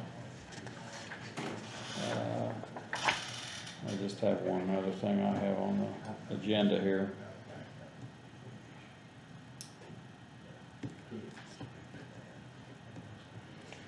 All right, I think that's all three of them. I have something I had added to the agenda here is the county policy on reporting accidents. In our handbook reads that department heads are to be notified of, and it's almost like it reads as a employee, if they're driving a piece of equipment or they damage a piece of equipment or somebody in here breaks something, a table, chair, or whatever, that they're supposed to, within a, short time period, be able to tell their department head that they've had an accident or injury or have damaged county property. I'd like to change that wording, and I know how the handbook reads. The handbook has to go to the, if we pass it here, it has to go to the council, and the council has to approve it for it to be law. I'd love to clean that up a little bit because, not saying anybody's doing something, demeaning or whatever, but I would love to clear that up to where, it reads that if there is an employee, a county employee, county department head, or anyone that is receiving a county check is involved in an automobile accident or a fall or some sort of accident, that the commissioners are notified within 12 hours of that. Well, actually, if it's a serious accident, I think we need to be notified within an hour of that accident. If it's something that somebody's hurt, not seriously or whatever, I think we should be notified within a business day or 12 hours or so. And I say this only because I received a phone call the other day from a person that their 17-year-old daughter is involved in a car wreck involving one of our deputies, and I didn't know anything about it. I mean, it's almost like she's telling me the whole story. She actually faxed me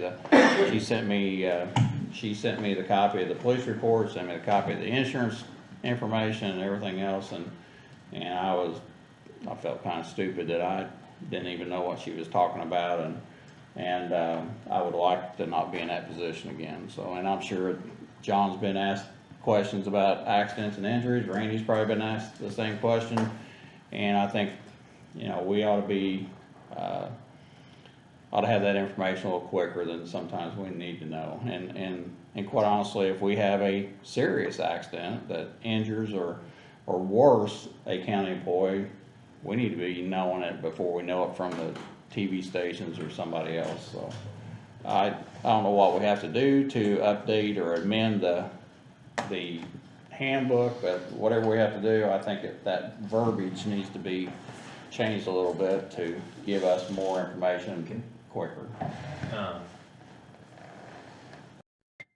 Like a proposed modification to the subsection that you're talking about in the handbook, submit it to Irwin and Shealy to add in to like a proposal, right? You guys would have an opportunity to pass an ordinance that would be the same or similar as what they're looking to would be, and then council would have to approve it as well to modify the current language. And amend the handbook. That sounds good, but John, you got anything to add to that? Cause this is my thought, I'm talking for me, I'm not talking as the board of commissioners, I'm saying I think we need to be notified quicker than what we're being notified, so.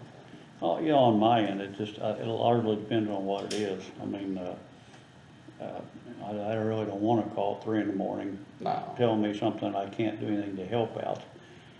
But I could see the next morning being knowledgeable about it. And I think for departments that are specifically under you guys, yes, this department head meeting that we're kind of discussing is maybe a good idea. I think that's a time to, again, maybe not have, it's not gonna do like a written policy, right? Like, which I think what you're proposing, but I think in the immediate future, what you can say is, as a commissioners, we have an expectation that if something occurs, our department heads are gonna inform us, going forward. I think you can talk to them about that. Now, enforceability on it, right, is not exactly the same as if you have the written policy in place. Yeah, I get it.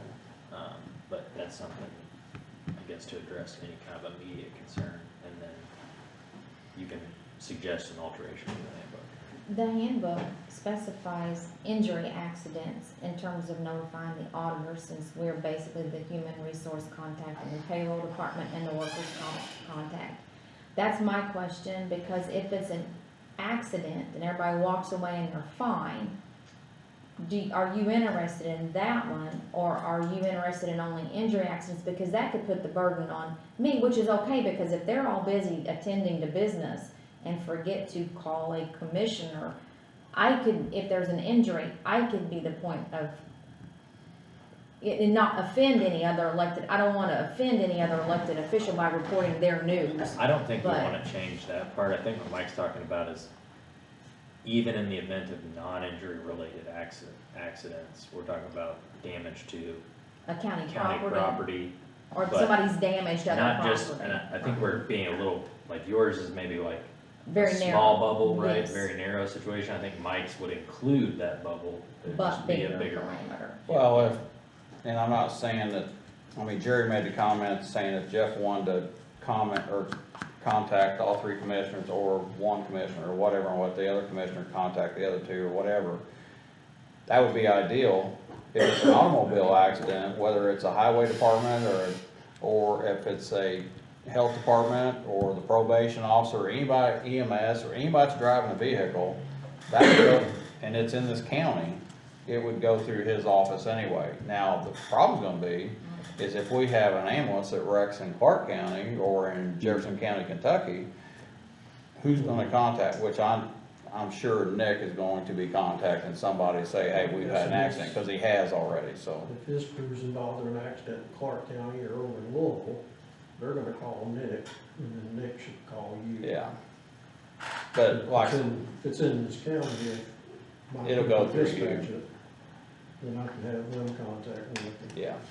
Well, that's gonna solve that issue, but anyway, Randy, you got any comment on that? No, I mean, I think a group text could go out, and, you know, that way it doesn't matter what hour of the night, you know, that way when we wake up in the next morning, we see it and. yeah, Or you I'd rather phone? the text than it would be the phone call. Yeah, Yeah. I don't think. Unless it's something they needed from us that night. Yeah. Well, I don't think one person needs to call and talk to 3 different people. No, They just I agree with that. need to do a text message, and that way all 3 Yeah. of us have the same exact Yeah. information. Yeah. And Jeff, you do that anyway, but there probably, there are probably instances where we could add to that. Anyway, that's, We can do that, we can send all 3 of you text message to our text program. Mhm.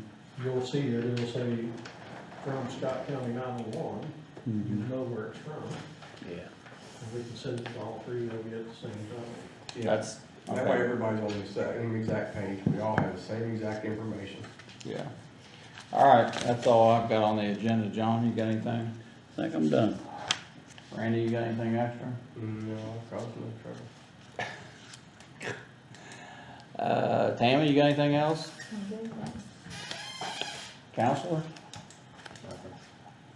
All right, well, I'll entertain a motion. Actually, wait a minute, I've already said about the I knew courthouse it. I roof. knew you couldn't do it. I said, well, I want to make sure I said everything, or I had notes here, premium bonus, 2 weeks. We will discuss the premium bonus, because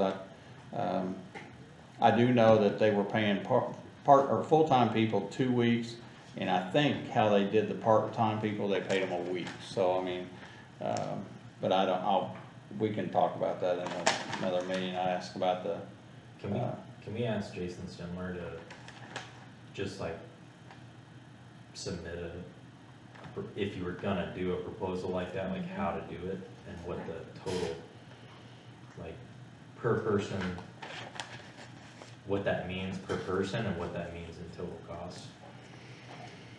Just so we can know, they can know. I need to know if it's gonna be I don't know the total I think it, attachments to it. yeah, I think it Because if excludes it's- perf. I think it's supposed to exclude PERF, but I don't wanna. When you if call it it- shows up on the W-2, Yeah, PERF I is just- not gonna be happy if it's. Well, I think this is something the state has, when they call it a premium pay, it excludes Then all maybe there's- all the expenditures. Let me get a dollar So figure we're kinda worked doing up. $25 Walmart price, right?